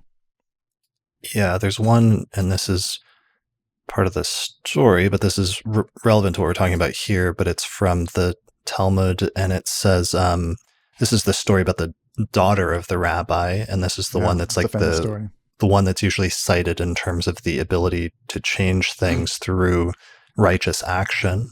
Do you want to read this? Or maybe I could. I don't know if you'll read it better than I can. Yeah, so we want to start with... maybe like here where it says like Proverbs 10. Oh, well... Yeah, we have to scroll back up. Yeah, it's kind of tricky. Yeah, these stories are often kind of a mess. But what we have basically is it's always the Chaldeans. The Chaldeans are sort of a short word for astrologers. They basically tell that you either have or have not a daughter, and the snake's going to bite her and she's going to die, and she was very worried about this. Yeah, the story goes on, but eventually what ends up happening is that that she's able to merit not experiencing this fate. I should also point out that the word charity, right? The word charity, it's tzedakah. Tzedakah has a little bit broader notion than simply giving money to disadvantaged people. It's actually tzedakah actually comes from the word tzedek, which means righteousness in Hebrew. So it can refer to a wide range of things. But yeah, what we have here is this Rabbi Akiva making the argument that certain kinds of righteous behaviors can undo the harsh decrees of the Chaldeans, of the astrologers. So so it says blah blah blah. Rabbi Akiva as well derived that there is no constellation for the Jewish people, and Rabbi Akiva had a daughter, and Chaldean astrologers told him that on the same day that she enters the wedding canopy, a snake will bite her and she will die. She was very worried about this. On that day, on her wedding day, she took the ornamental pin from her hair and stuck it into a hole in the wall for safekeeping, and it happened that it entered directly into the eye of a snake. In the morning, when she took the pin, the snake was pulled and came out with it. Her father, Rabbi Akiva, said to her, "What did you do to merit being saved from the snake?" She told him, "In the evening, a poor person came and knocked on the door, and everyone was preoccupied with the feast, and nobody heard him. I stood and I took the portion that you had given me and gave it to him." Rabbi Akiva said to her, "You performed a mitzvah and you were saved in its merit." Rabbi Akiva went out and taught, based on this instance, that even though it is written, "And charity will save us from death," it does not mean that it will save a person from an unusual death, but even from death itself. And then a blah, blah, blah, and from which it conspired to Rav Nahim Bar, I'm not sure how to pronounce that name. Yeah.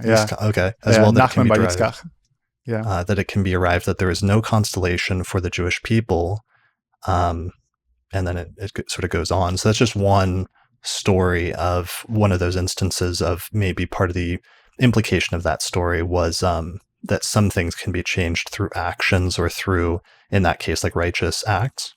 Right. And this is an old idea in Judaism, right? And at some level it's linked to this idea that by performing righteous deeds, by maintaining the covenant with God, then the power of Mazel is somehow diminished, right? That's somehow diminished. Right. And so the idea is, she heard this poor person and did a good deed, right? This mitzvah. And because she did a good deed, that abrogated the death sentence that was prescribed to her. But it was prescribed to her, right? The Talmud is really clear. She would have died that way had she not done the righteous deed. And I think that's what's really important about the story, is that it would have happened, but she did this righteous deed and it abrogated it. Right, which almost sounds like, for example, Ptolemy in the 2nd century says that he has this discussion about fate and predetermination. And he says things are predetermined by default if you don't do anything in order to stop it. But if you're aware of the astrology and you do something to counteract it, that just like, a doctor can give you a medical treatment which can help to counteract a disease that otherwise might kill you, that astrologers can somehow counteract fate through contrary forces or something like that. So it's interesting seeing overlap between those different views of astrology and that kind of limited form of determinism or negotiable form of determinism. Right. Yeah. And you see the same idea later in the 12th century astrologer Abraham Barchia, who makes the exact same argument. He sees astrology as preventative medicine, basically. The idea is you go to the astrologers to learn what will happen if you don't do anything. And he likens it to I think he gives the example of a horse at full gallop. And if you are a blind person, which, the ableism aside, the blind person will never move and they'll just get trampled by the horse. But the person who sees the horse coming will jump out of the way. And the idea basically is that you go to the astrologers to see the horse that's coming. And it doesn't mean that, and that's the point of astrology, is to see the horse that's coming. Same way, and he likens it to a doctor. You shouldn't go to a doctor to get cured. By the time you could do that, it's already too late. And so it's something like preventative medicine, but it's just preventative medicine for fate, which is a nice way of thinking about how he relates to astrology, where it's a kind of soft determinism, as we might say in the philosophical world. Yeah, and also related, and it comes up in some of the Jewish discussion, it also comes up simultaneously in the Christian tradition, and is one of the ways that astrology kind of survived through the Middle Ages was, with Ptolemy's form of like causal astrology, where astrology is an extension of physics and the planets and stars cause events to happen in nature through similar sort of rays, like the sun heats up things or what have you. There was this notion that astrology affects the body, but it does not necessarily affect the soul or what have you, or at least some Christian writers started to defend astrology on those grounds, saying that astrology had power to influence people, but its power was limited. And that was their way to like make room for choice and for free will. And we see some similar views coming up in some later Jewish authors, right? Yeah, there's some similar ideas, and the question comes down, and this is a debate that comes generally with the debate around an Aristotelian understanding of the world, which Ptolemy seemed to have accepted, this sort of this causal, right? That the world is the reason why astrology works is because of it's part of the causal mechanism of the universe. Whereas in the more Neo-Platonic worldview, which Judaism accepts, some Jews accept the Aristotelian worldview, some accept the Neo-Platonic worldview. Whereas in the Aristotelian worldview, it's sort of a top-down thing, right? Fate is flowing down from the stars, whether it's Al-Kindi's version of the astral rays or whatever. But in the Neoplatonic world, what's interesting is that there is a procession, right? There's the divine force flowing down, but there's also the recession. And that's the forces are flowing back up just as much as they're flowing down. And this idea gets taken up, especially in mystical Judaism and things like the Zohar, where the procession may be determining at some level some things, but the recession, the way we shape those forces going back up, so to speak, mitigate or change or alter or refract those things. And now, on the one hand, what's interesting about that is that that on the more Neoplatonic model that you see, for instance, in the Kabbalah, you have the idea that you can pretty heavily abrogate this stuff, and even manipulate these forces at some level, and that's where you get into the world of things like astral magic, which is there's a huge tradition of astral magic in the Jewish world as well. But also, what's interesting is you get some Jewish philosophers in the Middle Ages, like Gersonides, that would argue that yes, there are these procession, recession business, right? But because we don't know exactly where it all meshes up, you can't predict anything. So we know these forces are real, but there's no predictive power, because exactly how the forces are aligned are so complex, you can never know exactly what's going on. In fact, you may be able to do micro predictions very close, but the further you try to do them out, the predictive power completely breaks down. So I think what's interesting about the astrological, the causal mechanisms of astrology, assuming you're assuming you're taking up a deterministic model of what astrology does, what's interesting is that you get a very different output from an Aristotelian understanding of the universe as opposed to a Platonic or Neo-Platonic, and you get both of those in Judaism. And so often, for instance, what we see later on with someone like Maimonides will just outright condemn astrology. He'll outright condemn it as astral magic or worshiping the stars, or he has all these ideas about why it's bad. And the astrologers who were living at the time say, yeah, we condemn that stuff too. We don't do any of that either. And so his condemnation falls flat because he assumes an Aristotelian worldview and then assumes that his opponents assume that worldview too, and they don't. And so he just talks right past them. And so you can see why in the Middle Ages, as these astrological ideas develop, what's really going to matter is what's sort of under the hood of the philosophical idea of what's going on there. And there's going to be a wide range of why this is acceptable. Either it's acceptable because it's simply a natural feature of the universe, or because it's doing something very different than determining our fate. Maybe it's not doing that at all. Right. So there's this whole ambivalence, though, about astrology in rabbinic culture that we see in some of those debates in the Talmud. And then despite that, or despite some of the rabbinic ambivalence, there have been discovered in the 20th century a bunch of these Zodiac mosaics in synagogues all over Palestine in the first 7th century CE, right? That's right. Yeah, we can see the most famous one is in Sepphoris at the Beit Alpha synagogue, where it's very clear that the people that supported that synagogue, we don't know a lot about what that population looked like. That was largely a Roman area, and so those Jews were very likely very Hellenized. And so those Jews would have been much more comfortable with straightforward astrological workings. That would have been very comfortable for them. But yeah, we see these decorating these mosaics, which must have been very expensive, by the way, decorating the interior of the synagogues. And so there's definitely no denying that the Jews in that world are seeing the world through an astrological lens. The question, of course, is again just to what degree that lens is being is it causally determinative? Is it a sign of the heaven and therefore simply a way of reading the will of God? Or is it a mechanism by which God sort of programs the universe in the same way that a programmer might program a computer or something? And we don't know completely what position those folks were taking.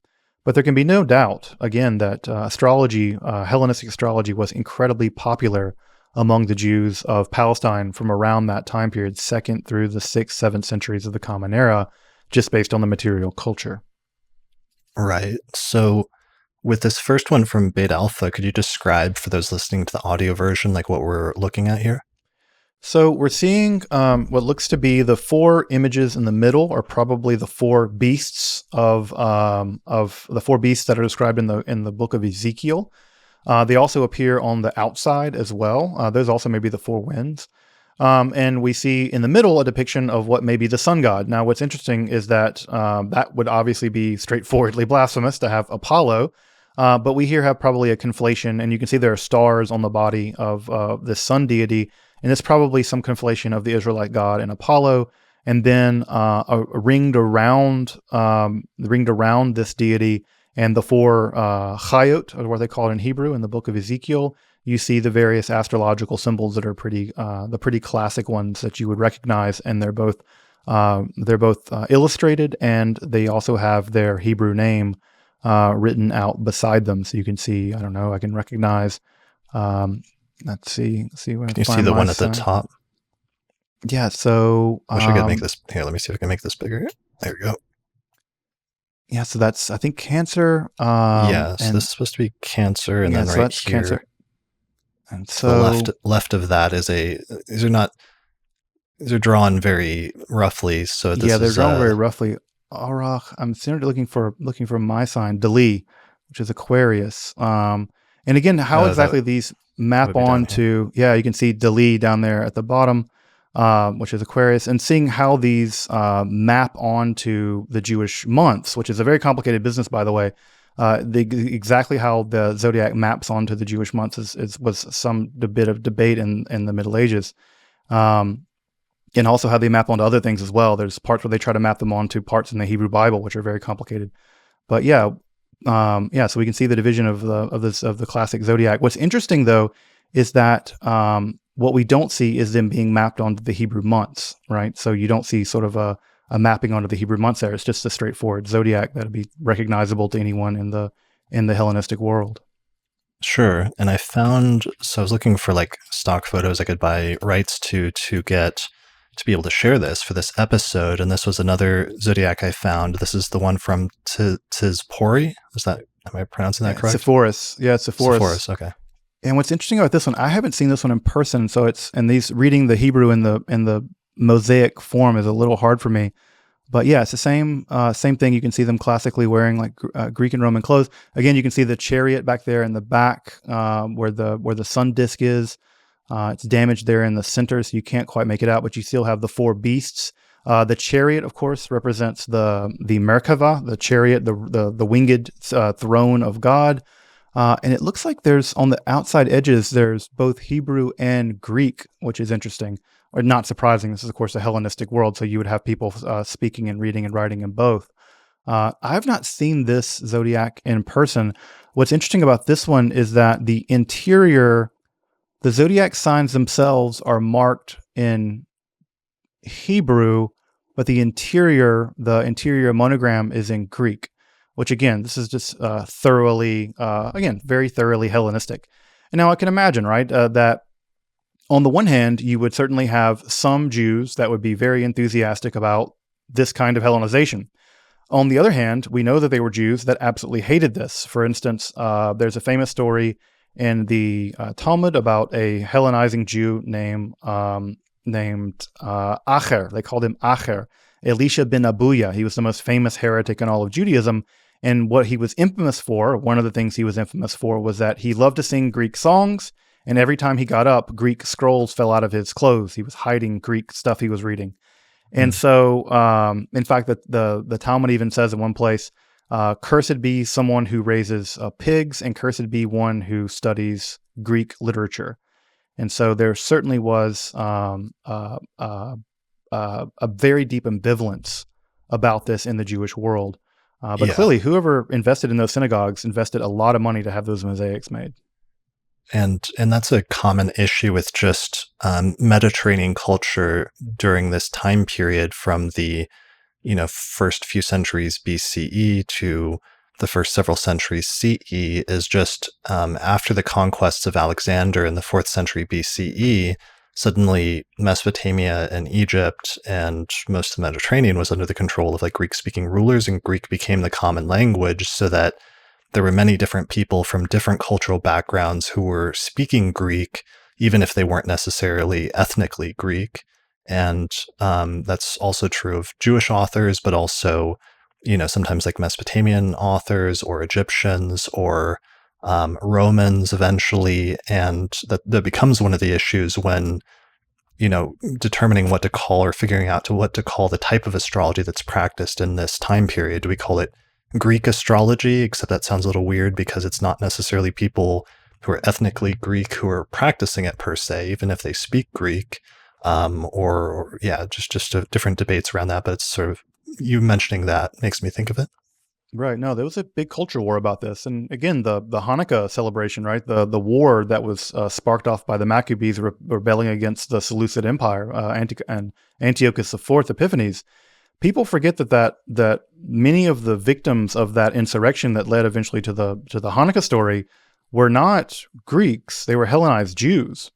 It was a civil war as much as it was a war against the Greeks. And one can imagine that there was this incredibly conservative branch of Judaism that would have been positively horrified by the importation of this kind of stuff into Judaism. They would have seen it as paganism. Like I think mentioned earlier in the podcast, one of the phrases that develops for paganism in Judaism is avodat chochavim v'mazalot. It's the worship of stars and the mazalot, the constellations. And you can imagine that many conservative Jews, ancient conservative Jews, and modern ones for that matter, would have looked at these mosaics not as a sign of a flourishing, multicultural, liberal Hellenistic society, but as a betrayal of Judaism and basically an embrace of paganism. So both sides of that debate existed very much in the ancient Jewish world, and it still exists. Although what's interesting, and I was preparing for this podcast, I was kind of interested, and this is of course jumping ahead a lot, but I won't dwell on it, but looking at in the modern Haredi world, this is the world of the hyper-Orthodox Jews. Folks have seen them, I'm sure, with the long black coats and the beards and the side curls and this very Orthodox Jews. And I was kind of curious just what degree Mazalot stuff is still going on in that world. And sure enough, I found a book called Sefer Mazalot in a hyper-Orthodox bookstore, an ultra-Orthodox Haredi bookstore, where you can look up stuff about your Mazalot. And so apparently it's alive and well in the Haredi world as well. Now, if your rabbi catches you with that book, I don't know what they might do, but it's for sale for $20. Yeah, I mean, that's one of the questions I have is to what extent was mainstream Judaism largely successful in stamping out astrology from a theological standpoint in the same way that Christianity attempted to, versus to what extent, like, for example, do these zodiac mosaics like indicate that it was more widespread at one point, and then there was maybe a downturn in its acceptance in the centuries that followed that, versus how much is that not really true? How much was astrology accepted in Jewish society after this point in time?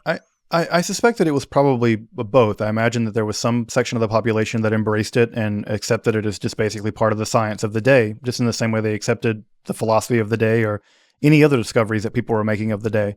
And I imagine there was a more insular, inward-looking Judaism that rejected it as paganism or something like that. What we do know is that those mosaics existed all the way up to the 7th century or so. And by the 8th and 9th centuries, what ends up happening is we see Jews doing astrology, right? We see this is the rise of the folks in the what comes along in the Islamic world, and we have people like Saul and Masha'allah. They're not only doing astrology, but they are incredibly skilled astrologers. Among the most skilled of the day that are being incorporated directly into the Islamic project, for instance, of building Baghdad. Masha'allah was part of the team that calculated did the astrological calculations for the building of Baghdad. And both of them wrote astrological texts that, while didn't become important in the Jewish world, did get translated into Latin eventually and became incredibly important textbooks in the history of astrology. So it's clear that Jews were doing astrology, and not just doing astrology, but were high-ranking, incredibly technical astrologers, and maybe even innovators in astrology. It's my understanding that Masha'allah contains, one of his texts contains, I think it's the 4th branch of astrology, where that's sort of consulting astrology, where you kind of are doing astrological stuff in the process of figuring out what the person wants to ask. And there was some, I think you've published on this, Chris, there was some debate about just how far back this goes. Do we see it in Dorotheus? Where do we see it? But I think the first place we see it definitively, for sure, I think, is in Masha'allah, where he's spelling this out, where it's clear that either it existed a long time ago and we've lost it, and for whatever reason got preserved in Persian or Arabic astrology, but it's one of the few systematic places, I think, is in a Jewish philosopher, where it's really spelled out in a pretty clear way, I think. And I think this is something you have some expertise in. Yeah, Masha'allah was in the 8th century CE, who was living and writing in Baghdad and apparently writing in Arabic. But in 775, this text On Reception, which is one of the many texts that he published, but it's one of the earliest surviving complete works on what's called horary astrology or interrogational astrology, which is when you cast a chart, when the astrologer casts a chart for the moment that a question is posed to them, and the chart itself is supposed to describe the nature of the question as well as its outcome. And there's some traces of this form of astrology that go all the way back to the 1st century CE in Dorotheus, as well as some interrogational charts that survive from, I think, like the 5th or 6th century in the compilation of Polkus, but Masha'allah is one of the earliest authors where we've got a full-fledged fourth branch of this type of astrology that's really matured and gets fully established with that first and second generation of astrologers in Baghdad in like the late 8th and early 9th centuries. Right, right. Yeah, and I think what's interesting about Masha'allah and Dunash ibn Tamim and Ibn Dawud al-Yahudi and Saul, who I think Saul's written probably one of the most important introductory texts to astrology that got sort of translated and reprinted and reprinted and reprinted. What's interesting about those guys is, one, we don't know about their lives. Well, we just don't. All we know that they were Jewish and they did astrology mostly. But what's interesting about them also is that if we didn't know they were Jewish, their text wouldn't reveal it. Right. Right. So Yeah. they're Jews doing astrology. They're not Jewish astrologies doing Jewish astrology. They are. So I think what's interesting about those texts is this question of, is there a such thing as Jewish astrology? And I think my answer is no. There's Hellenistic astrology. There are various forms of astrology that developed, but Judaism, with the exception of Kabbalah, which maybe we'll get to toward the end, Kabbalah does introduce specifically Jewish elements into the astrological world for the practice of Jewish people. This a kind of Kabbalistic astrology that develops and still is practiced to my knowledge. But these guys are basically scientists. And in the same way that you would never know that Albert Einstein was Jewish from reading his paper on general relativity, you would never know that Masha'allah, right, was Jewish from reading any of his works that have survived. We only know basically that he was Jewish from people from the outside being like, he was a Jewish guy. Which is a bit unlike Ibn Ezra, where we do see some integration with astrology and Judaism, specifically in hermeneutics around reading the Bible. But and again, I have to admit, I've looked at some of the text by Masha'allah and Saul in the Dykes translation, which is a pretty good translation. But I have to admit that some of that stuff is so technical it just goes right over my head. Those guys are definitely writing for experts. I mean, they're, except for Saul with the introductory stuff, but a lot of the more technical stuff just goes right over my head. Yeah, I mean, Masha'allah seems like the first author, setting the question of the author who wrote under the name of Abraham aside, that from the first century CE that Valens and Firmicus were drawing on, like setting that author, whoever they were and whatever their cultural background was, aside, it seems like Masha'allah in the late 8th century is the first Jewish astrologer we know of by name who was like a major astrologer, and it was a big deal. But we don't have, as you said, anything much in the way of his philosophy in terms of if his religious beliefs or practices, how he reconciled that with the astrology or did or did not. One of his contemporaries, Theophilus of Edessa, who was a Christian, did leave some theological discussion about how he reconciled those things. And then Saul ibn Bishr, I'm a little unclear about because his name is usually taken that way, although I was corrected. Ali A. Alumi, back in episode 298 on Baran of Baghdad, said that there may be a misunderstanding and Saul may have been like a Nestorian Christian or something like that, despite the name. I don't know what the answer to that is. But yeah, Masha'allah is the first major Jewish figure, but was interestingly somebody who's writing in Arabic. And it's not until we get to Ibn Ezra that we get the first major Jewish astrologer that we know of, as far as I know, who was actually writing in Hebrew and ended up making major contributions or influencing the tradition in a notable way. Right. We get Abraham Bachia is writing in Hebrew too, and he's also trying to pioneer. He's really, I think, the first that's trying to pioneer a specifically Hebrew vocabulary for doing astrology. But everyone wrote in Arabic at this time. It was the standard academic language. So Maimonides writes in Arabic. Saudi Gaon writes in Arabic. Everybody writes in Arabic. Their works are translated later into Hebrew. But again, I think what's interesting about Masha'allah, whose name in Hebrew may have been Menashe, we don't really even know what his name was. Masha'allah is it just means as God wills it. It's an epithet really more than anything else. What's interesting about him, I think, is that he's doing astrology unapologetically. He doesn't feel the need to do any theological justifications at all. It's not like he says, well, let me do this. Let me write all these astrological manuals and let me answer the rabbis about why I can and can't do this. he doesn't care, right? It's as if that he's working in a milieu that's scientific. And because he's working in a milieu that's scientific, he just happens to be Jewish. And I think that's, again, to use the Albert Einstein example, Albert Einstein, despite the fact that he was persecuted for being Jewish and doing physics, it didn't matter to him that he was doing it that way. And I think Masha'allah is interesting in that way. And it gives us a glimpse into the sort of the team of people, for instance, that he was working on when he was doing the work for describing when to found the city of Baghdad. That was a multicultural team of people. There were Jews, Muslims, and Christians. It just shows you that early period of Islam, it counters a lot of the Islamophobia that we often hear, that early Muslims just conquered everything and subject everyone to the sword, and if you didn't convert, you died, and this sort of Islamophobic vision about early Islam or Islam in general, where it's not the case at all. You have a multi-religious, multicultural group of people founding the capital, right? Picking the day to found the capital of what's going to become the center of the Islamic world at some level. So I've always just found that to be, disruptive of, I think, of a lot of Islamophobic ideas about how these kinds of things developed.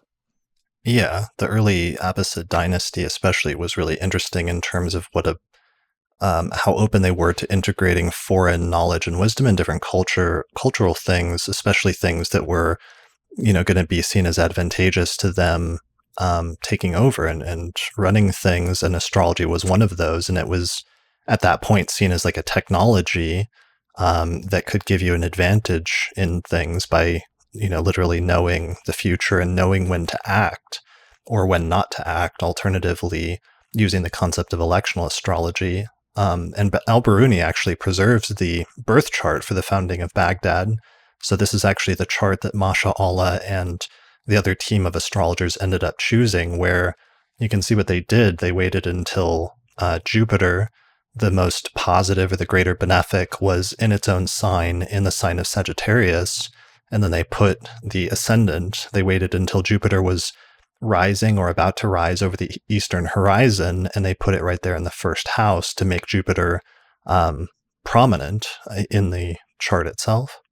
Yeah, it's interesting. And again, I haven't actually seen this before. And so, yeah, it's fascinating that, again, because of how technical the description was, that it survives. And what's interesting also at this time is this is also the same about roughly the same time period where we have Sefer Yetzirah, which also has Jewish astrological information encoded in it. But also we have in the Sadia Gaon, one of the other Jewish writers, roughly around the same time, where he actually records in his commentary on the Sefer Yetzirah, which we can get into in a moment, the astrological conditions of the time he was writing the commentary. And so we actually have his charts, not that it's a strong word, but just the astrological conditions, and saying, this is the conditions upon which I'm writing, which is interesting because we now know the exact date. And I'm sure there are folks out there, including yourself, who could probably reconstruct almost the time that he was composing his commentary on the Sefer Yetzirah. So it's an interesting sort of, at this time, aside from the very tiny sort of horoscopic stuff we get in the Dead Sea Scrolls, we're now beginning to see Jews actively casting things like horoscopes and encoding astrological information that survived down to this day. Okay. So let's talk about that a little bit briefly. The Sefer Yetzirah, and that's where the Tree of Life comes from, right? It's a bit complicated. It's the Sefer Yetzirah is the first time that we have the mention of these entities called the Sephirot. The Sephirot eventually become emanations of God in the later developments in the Kabbalah, primarily in the 13th century in a text called the Sefer Bahir, which is a little earlier than that. But it's in the Sefer Yetzirah that we have this mention of the Sephirot, which are some kind of principles by which the cosmos comes into being. So we have the 10 Sephirot, and we have the 22 letters of the Hebrew alphabet. And by combining those things, God created the world. That's the way that Sefer Yetzirah is typically read, although the text is so enigmatic that it's not clear. What's interesting about Sefer Yetzirah is that very early on in its development, we have several different recensions of this text. There's a short recension, and there is a long recension, and there are others as well. But in the long recension, astrological information is put into the 5th and 6th chapters of the text, where we have a long system of correspondences. And to my knowledge, and you would obviously be the better read of this, I think that the correspondences are very typical of the time. They look very much like the ones you find in Valens, that are the various parts of the body, the various astrological signs, and the various kinds of temperaments and dispositions that emerge. I think they tracked very, very closely to the ones in Valens, which I think were basically universally known and accepted by the 7th and 8th and 9th centuries, around the time that Sefer Yetzirah begins to be written down. So what's interesting is that the Sefer Yetzirah, and this is the pretty famous tree of life configuration that we find a bit later in Kabbalah, a bit later in the Kabbalistic development. But that image is certainly the most famous configuration of the Sephirot. But it's interesting correct? that I'm just looking for like a good like stock image, but I'm not sure if this is. Yeah, that's accurate. Yeah, so this is the Sephirot as they are developed primarily in Lurianic Kabbalah. It takes centuries for this system to develop. One of the things that I think people all think get confused is that Jewish mysticism and Kabbalah are the same thing. They're not quite. Kabbalah is a later development in Jewish mysticism. There were other Jewish mysticisms prior to the Kabbalah. And the system of the Sephirot that you're seeing now developed primarily in a text called the Sefer Zohar that was edited together in the 13th century. Although it leans on this idea of the 10 Sephirot from the Sefer Yetzirah. And the Sefer Yetzirah is famous for being a sort of quasi-magical book by which people made artificial humans called golems. Golems are pretty famous in sort of mythological history. Frankenstein's kind of golem. And Sefer Yetzirah is alleged to contain the miracles by which or the magic by which you can create these beings. In fact, there's a reference in the Talmud where some rabbis are studying this book and create a calf out of clay, and they also create a man out of clay. And so what's going on in this text is it's very clear that the writer of Sefer Yetzirah, or at least the editor of the long recension of the Sefer Yetzirah, wants to incorporate into the creation of the world, the structure of the world, and the redactor of that long recension understands that the zodiac, the structure of the zodiac, is part of the fundamental structure of the world, and that the zodiac is a mechanism by which various kinds of dispositions and features of the world are caused or reflected. So the writer of the Sefer Yetzirah, at least of the long recension of the Sefer Yetzirah, clearly thinks that there is an ontological or a cosmological causative mechanism between the creation of the world, the creation of the zodiac, and the various dispositions and things that flow from from astral influence. So this is especially in the fifth and sixth chapters of the text, it's very clear that the writer there understands the astrological features of the universe to be part and parcel of how God made the world. Right, because eventually at some point, each of the different spheres becomes associated with the 7 traditional planets, right? That's right. Yeah, you have a couple of different schemata of how exactly those relate to one another. But you do see that they become the lower 7, beginning here with Chesed and going to Gevura. Those lower 7 become associated with the planets because the top three Sephirot, Chokhmah, Binah, and Keter, they're kind of perpetually occluded from the universe. They don't really exist so much in our universe.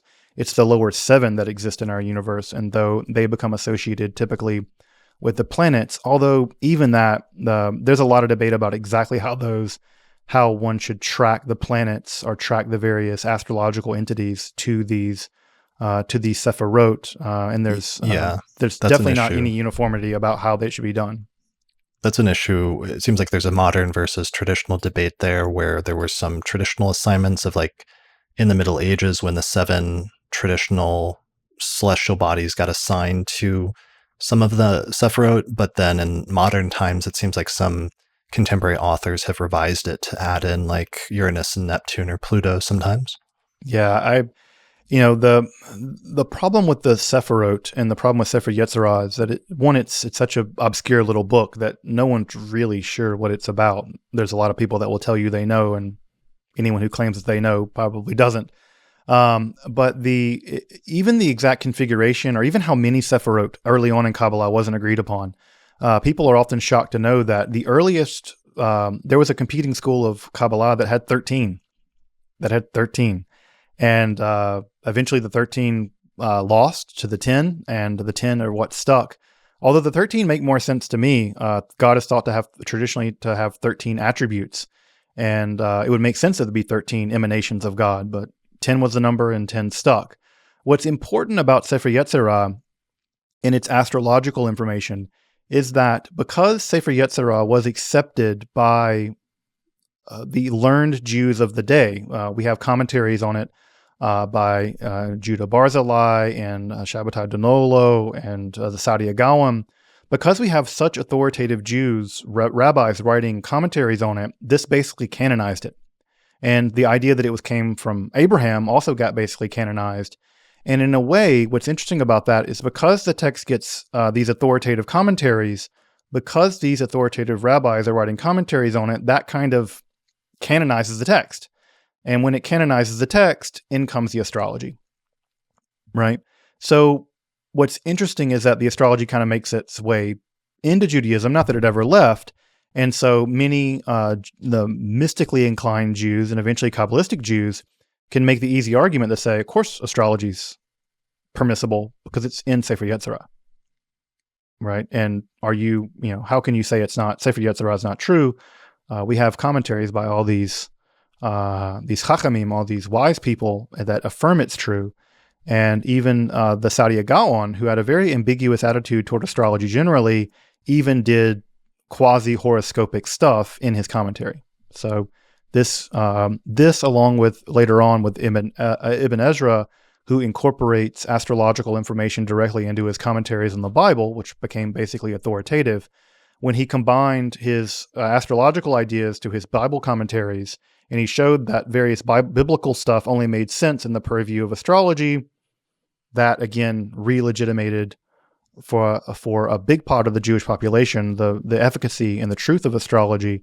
And so again, you get this shot in the arm where Maimonides condemns it.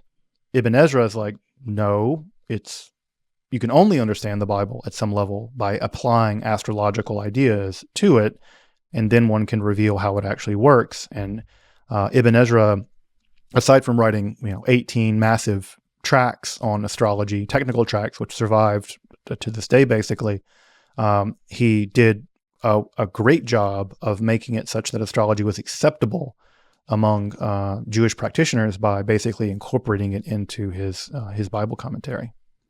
Okay. I want to talk about him as our last major figure and as a good stopping point, but I've been desperately for the past few minutes trying to find a good, especially stock image that shows the planetary assignments that came to be with the Tree of Life, and I have no idea how accurate this is. I'm going to guess that it's not. I just bought it from like Shutterstock, but at least it has what I've seen as the common core assignments, which assign on the left side of the Tree of Life. Saturn is up in the top third position, then Mars in the middle, and then Mercury. And then on the right side, in the middle position, we have Jupiter, and then on the position below that to the bottom right, we have Venus. And then, I don't know, is this correct? The two in the middle, the sun and moon, are then in the middle? So this Tree of Life sequence it looks like it comes from the modern period, primarily from what is called the Hermetic Kabbalah. So it's not a traditional Kabbalistic system, not a Jewish traditional Kabbalistic system. You'll see this more in modern practitioners of things like the Golden Dawn, and maybe folks who follow folks like Aleister Crowley and things like that. So it's not a traditional configuration of this Tree of Life as it would appear in Jewish texts. And part of the reason why that is because there isn't one. No, they can't agree about how to map this stuff on. At least the Jewish authors can't agree about how to map all these things on. It's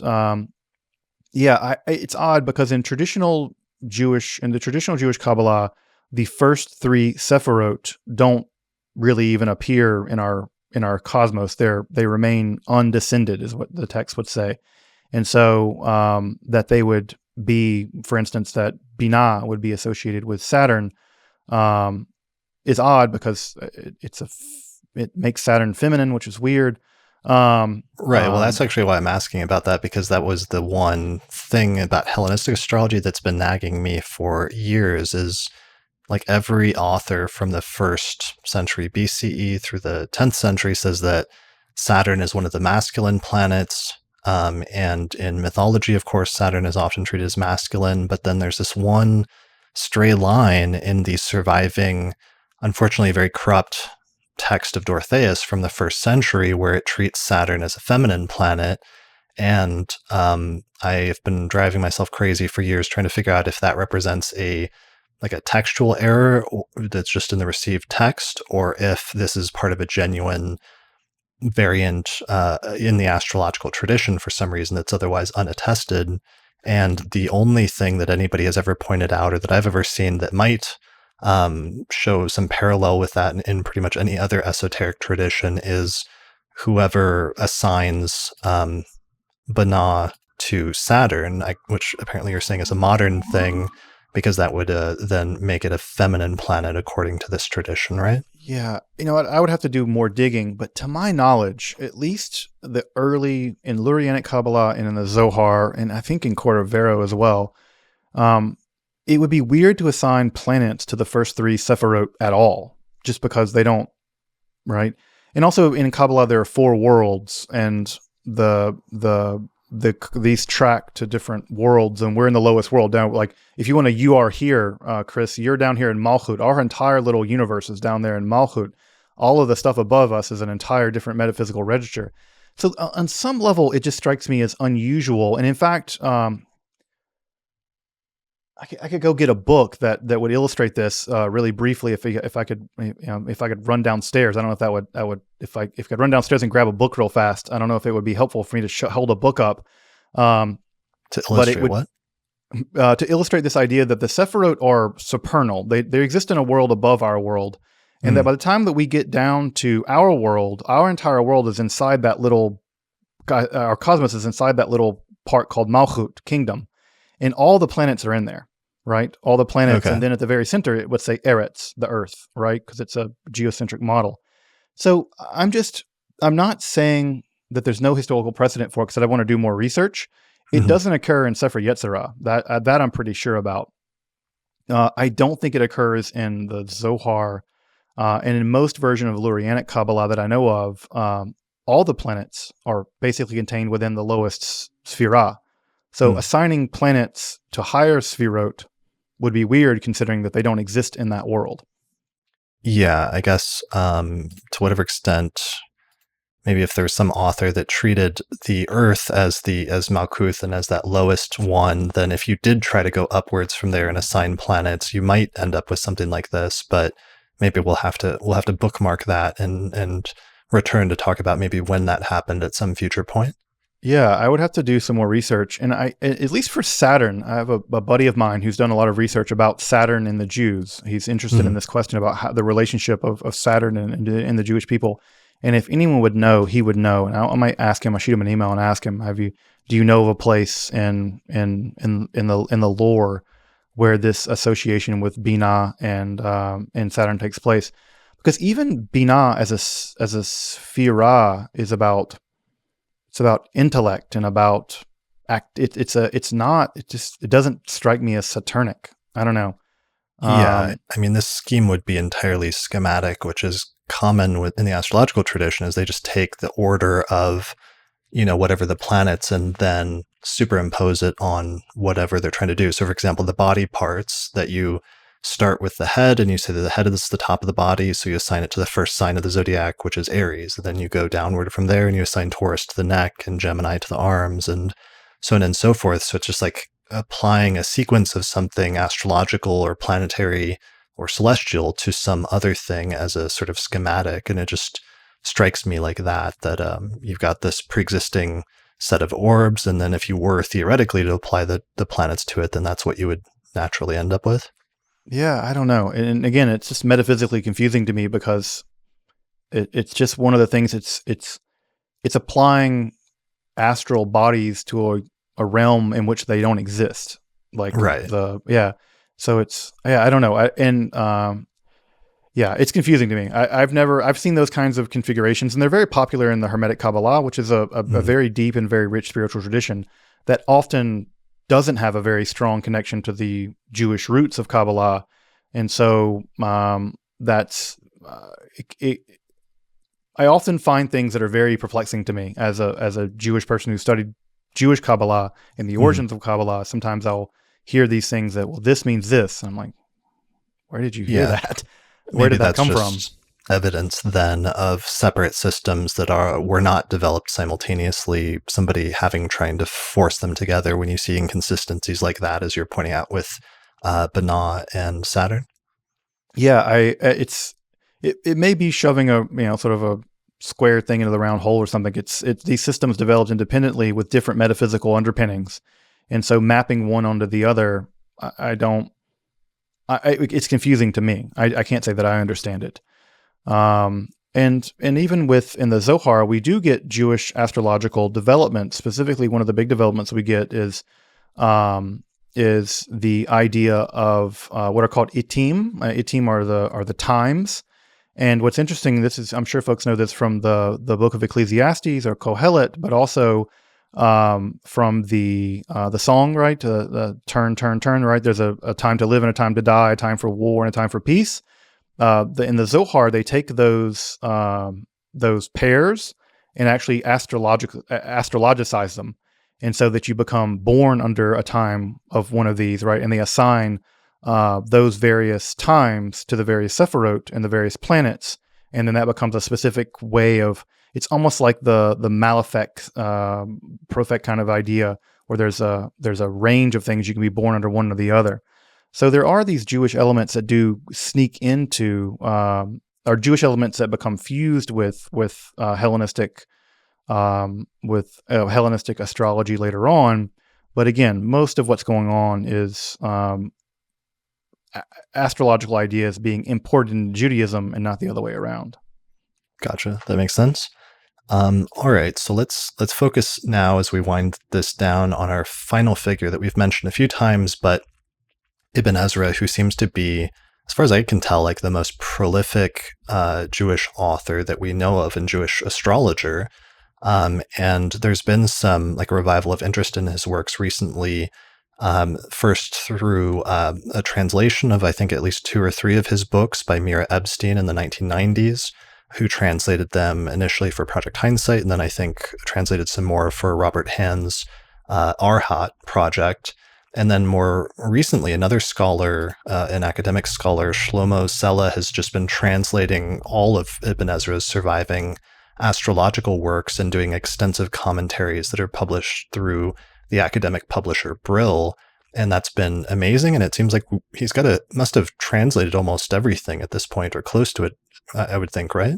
Yeah, there's a lot. He's translated a lot. I mean, so at this point and this is a problem I'm sure that you know, and many people that are watching, is that most of this historical astrological stuff just has languished in libraries for centuries. And Ibn Ezra's commentaries, he wrote, I think, 18 books, of which almost every book has 2 versions for some reason. And there's some debate about why there are 2 versions of almost every book.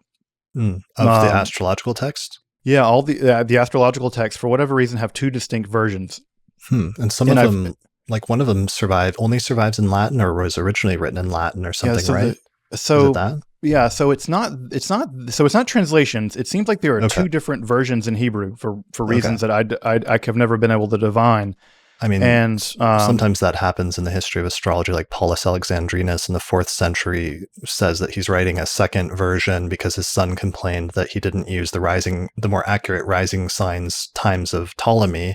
So he was writing like a second edition, or there's like other versions of that where sometimes some astrologers, I myself have some typos I need to correct in my book at some point here before too long. So maybe it's something like that. It could be, yeah. What are the part of the problem with these texts is, at least for me, is that they just now got critical editions, and when you get critical editions in Brill, well, you're going to pay dearly for them. Right. You have to Brill's sacrifice your firstborn child in order to get a full, Yeah, Brill is very proud of their books, and God bless them. I have to interlibrary loan anything I find from Brill, and I have to deal with Brill books. One of the running jokes on my channel is that, you can find this book. It's published by Brill, and it's cut to the scene where you have to get a second mortgage or whatever. So yeah, but yeah, we're lucky that many of these books are getting published, and I have to say I flipped through some of them, and again, it's one of these things where I know Ibn Ezra primarily as a Bible commentator. And when I get into his books, with the exception of Sefer al-Olam, the Book of the World, which is his sort of general introduction to astrology, that one I can follow pretty well.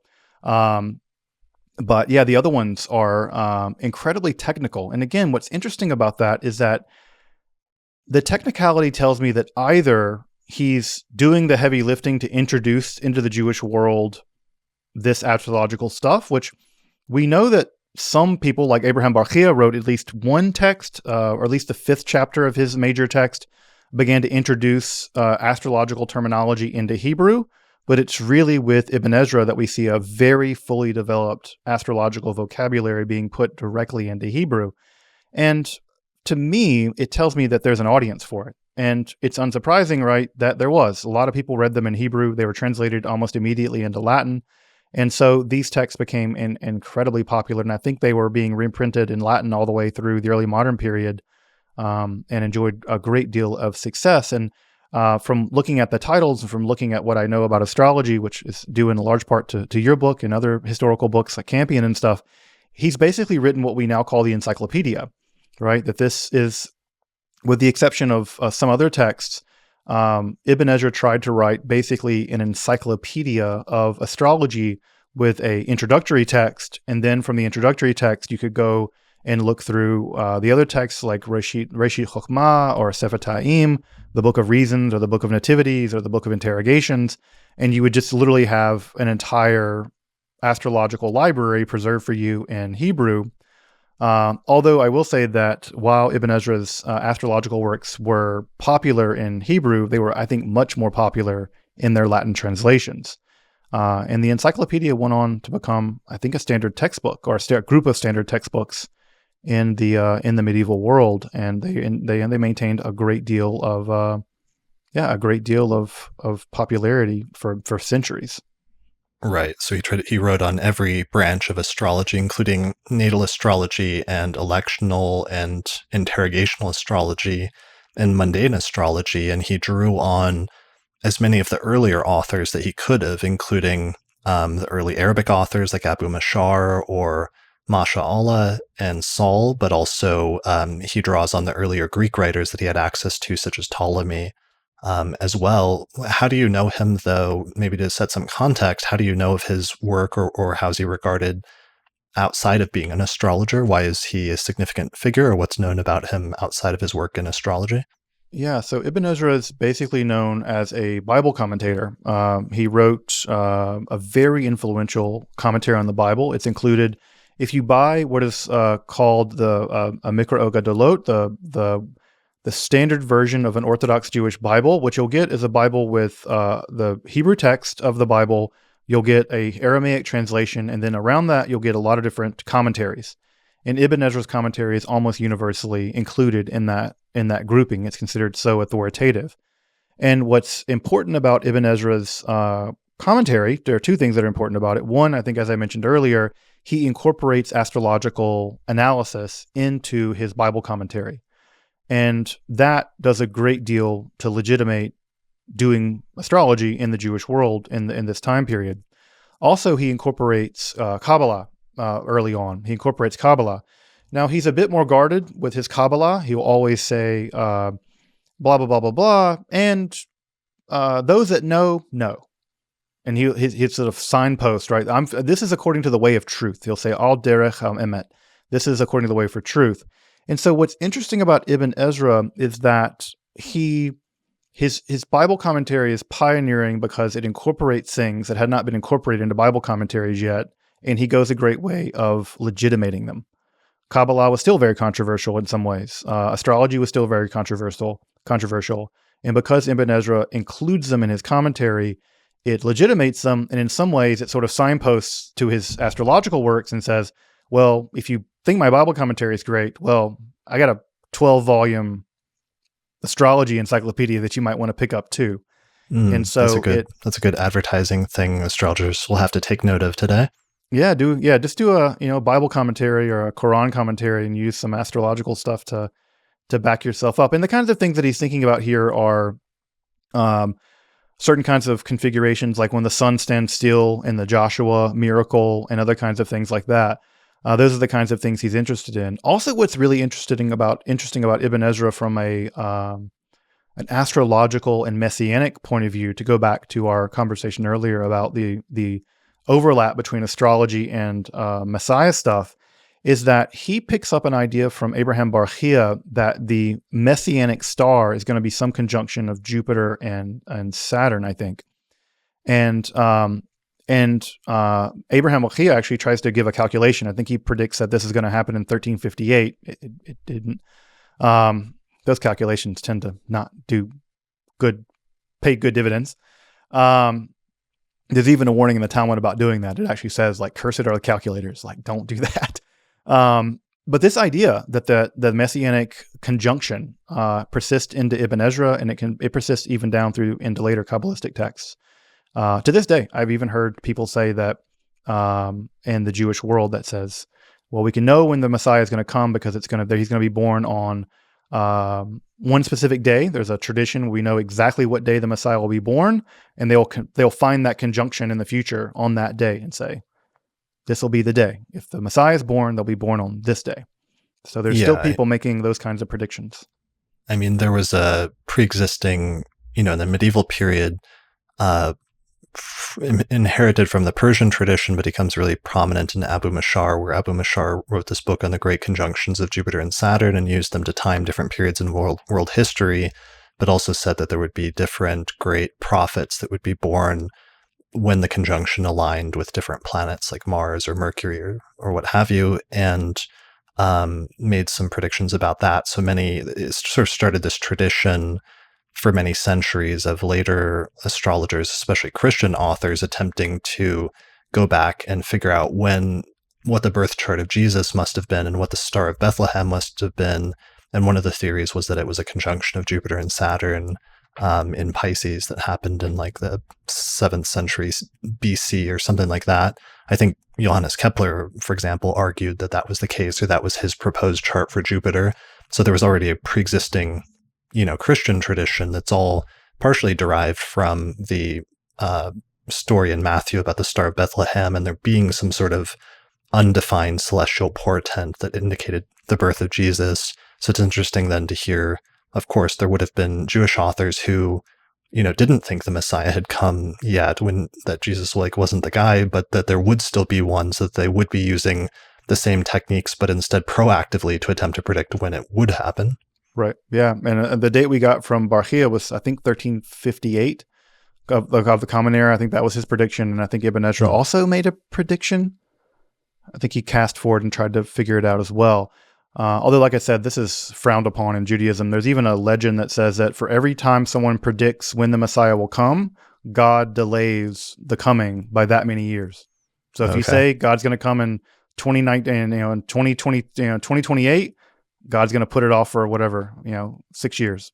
All right. Well, that's too bad. We just had a Jupiter-Saturn conjunction in December. So, I don't know if that's relevant here. In the Jewish tradition, there's an idea that the Messiah will be born on a specifically sad day, the saddest day of the year, Tisha B'Av. And on that date, it happens typically in late July or August. That's when the temples were destroyed. That's when the Krakow ghetto was liquidated. That's when World War I started. It's when the Jews were expelled from Spain in 1492. Every bad thing that's always happened in the Jewish world typically happens on this day for some reason, on Tisha B'Av. And the idea is that this day is so sad, and it's a day of wailing and sitting on the floor and reading dirges. And the idea is that what will redeem this day is that the Messiah will be born on that day.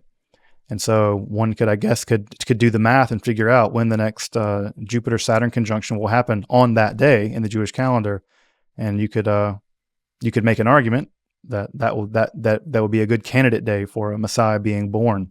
So what day is it, or how's that calculated, that day of the year? Is it fixed, or is it a moving astronomical thing relative to the current calendar?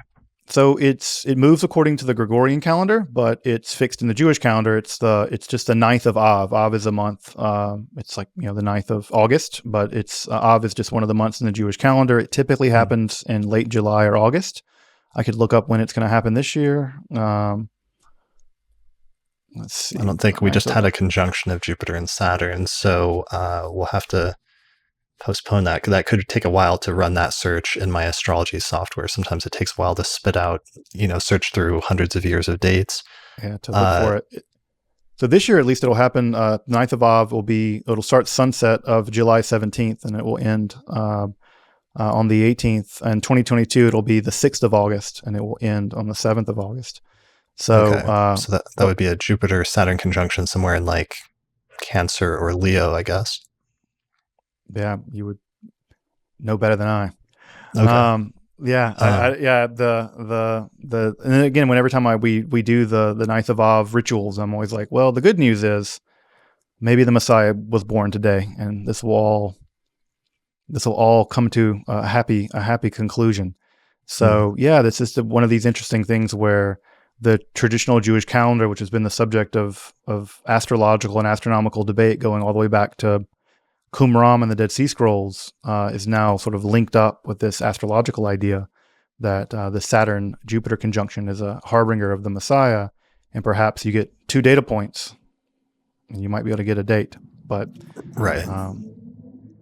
Well, we'll have to save the calculation of that for other episodes, or maybe the commenters on YouTube can go out and search for it. And run the calculation. So in terms of Ibn Ezra, and just to wrap up that final piece, so you're right. He becomes one of our first and our most prolific authors that writes in Hebrew. He's drawing on an earlier Greek and Latin and Arabic astrological tradition. He's also writing in the 12th century, which is when I think he was born in Spain, and that's right when, at the beginning of that century, astrology is still not very present in Europe, but by the end of the century, all of a sudden astrology has exploded again due to the Reconquista and due to scholars from all over Europe flocking to Spain in order to translate Arabic astrological texts from the libraries there into Latin and other European languages. So Ibn Ezra is one of the people who's like centered right in that revival of astrology in 12th century Europe, and writes in Hebrew and has some influence there, but especially also influences the subsequent European astrological tradition when his texts are also translated into Latin. That's right. Yeah. And that period of time, the 12th century, that period of time gets called the 12th century Renaissance and not for no reason. This is where the time period of the great translation projects of Guerrero de Cremona and Plato of Tivoli. And this is also when alchemy enters Europe. We know the exact date when alchemy entered Europe, February the 11th, 1144. That's when the first alchemical text was translated from Arabic into Latin by Guerrero de Cremona. So it just so happens that it's very lucky, and we're very lucky for Ibn Ezra, because one of the things we also know about him was that he moved around constantly. He was constantly moving around, and he just so happened to be at the right place at the right time to have written down all these texts, and they immediately begin to be translated from Hebrew into Latin, and they go on to great fame. Of course, they don't go on to not be controversial. The Jewish world will still fight about the authority of astrology well after Ibn Ezra is dead and gone. You have all kinds of famous debates, and those debates raged through the medieval period into the Renaissance.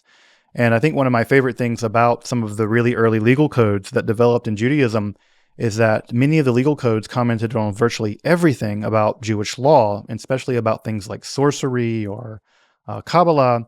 But curiously enough, one of the major legal codes, one of the defining legal codes of the era, says nothing about astrology. It just skips it. And that's in some ways fortuitous, because by skipping it, it leaves the door open for it to be revived. And one of the things I'm interested in is with this modern revival and interest in historical astrology and the interest in Judaism about the Jewish history of astrology. I'm really curious to see what impact it's going to have on Jewish astrologers, to what degree will Jewish astrologers go back to people like Masha'allah or Ibn Ezra or Abraham Bachia, and then begin to think through the question of, and to what degree does the inheritance of this 1,000-year-long tradition, what might it bear upon the practice of reviving a kind of Jewish astrology, especially combined with Kabbalah and things like that. And so we have, I think, with the translation projects that are going on now, a really rich future for the history of Jewish astrology and the rebirth of these kinds of ideas and these kinds of practices that are anchored in Jewish texts in Hebrew. And I think that's really fascinating and really interesting. That these texts, Ibn Ezra I don't think he was even widely translated until, I think, like you said, the 1990s, where any translations existed at all. And so we go from basically there being Ibn Ezra molders on shelves, because I don't think his astrological works are read in the Orthodox community at all. I don't know that they're published or read at all. And so that they're revived out of the dustbin of history and to go on to live a second life, it's a very exciting prospect. Yeah, and the revival as a part of the revival of so many ancient authors from the astrological tradition since especially the 1990s, and the sudden revival of interest within that, both in the astrological community as well as in the academic community over the past century, as studying this as something that's been part of world history and that has influenced culture and religion and society in many different ways, sometimes subtle or other times, pretty major, and, just sometimes shows up as a blip on the historical timeline, but is nonetheless, very significant. All right, so I am shocked at how much history and how many things we covered tonight. We had a pretty high bar set where we wanted to get up to the 13th century, and somehow I think we knocked it out of the park. So thank you so much for joining me tonight for this discussion. And I hope you'll come back again. And in the meantime, I hope people will check out your YouTube channel, because you were just cranking out amazing and much more concise and informative episodes than I often am, I have to say. So people should check out your YouTube channel, which is youtube.com/esoterica channel. And your website is justinsledge.com, right? That's right. Yeah. Yeah. Folks are interested in, and I think there's a lot of overlap in our audiences between folks who are interested in astrology and interested in Western esotericism, whether it's magic or alchemy or Kabbalah or the occult. And so part of the project of the channel is to provide access, scholarly access, academic access to that knowledge without a lot of the stuff that kind of goes off the rails, conspiracy theories and racism and all kinds of the dreadful things that often you see in those camps. So yeah, Right. if folks are interested in the academic study of Western esotericism, look me up and check out the channel Esoterica on YouTube.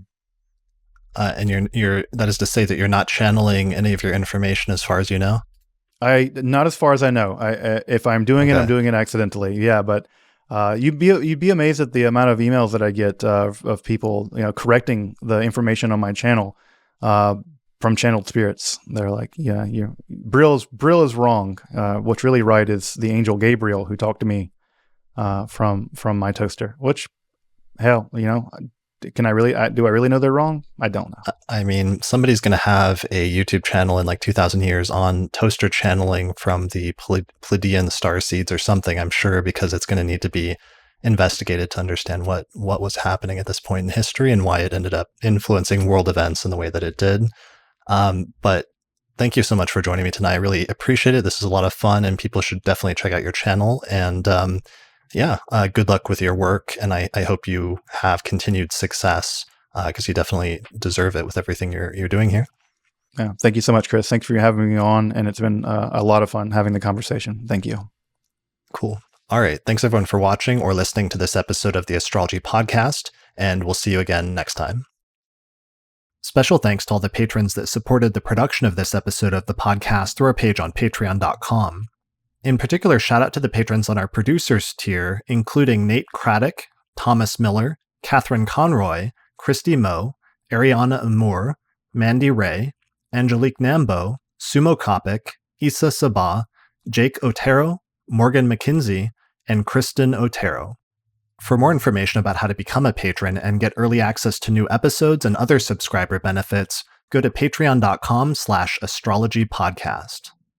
Special thanks also to our sponsors, including the Mountain Astrologer magazine, available at mountainastrologer.com, the Honeycomb Collective Personal Astrological Almanacs, available at honeycomb.co, AstroGold astrology software for the Mac operating system, which is available at astrogold.io, and you can use the promo code ASTROPODCAST15 for a 15% discount, the Portland School of Astrology, available at portlandastrology.org, AstroGold astrology app for iPhone and Android, which is also available at astrogold.io, and finally the Solar Fire astrology software program for Windows, which you can get from alabe.com, and you can use the promo code AP15 for a 15% discount.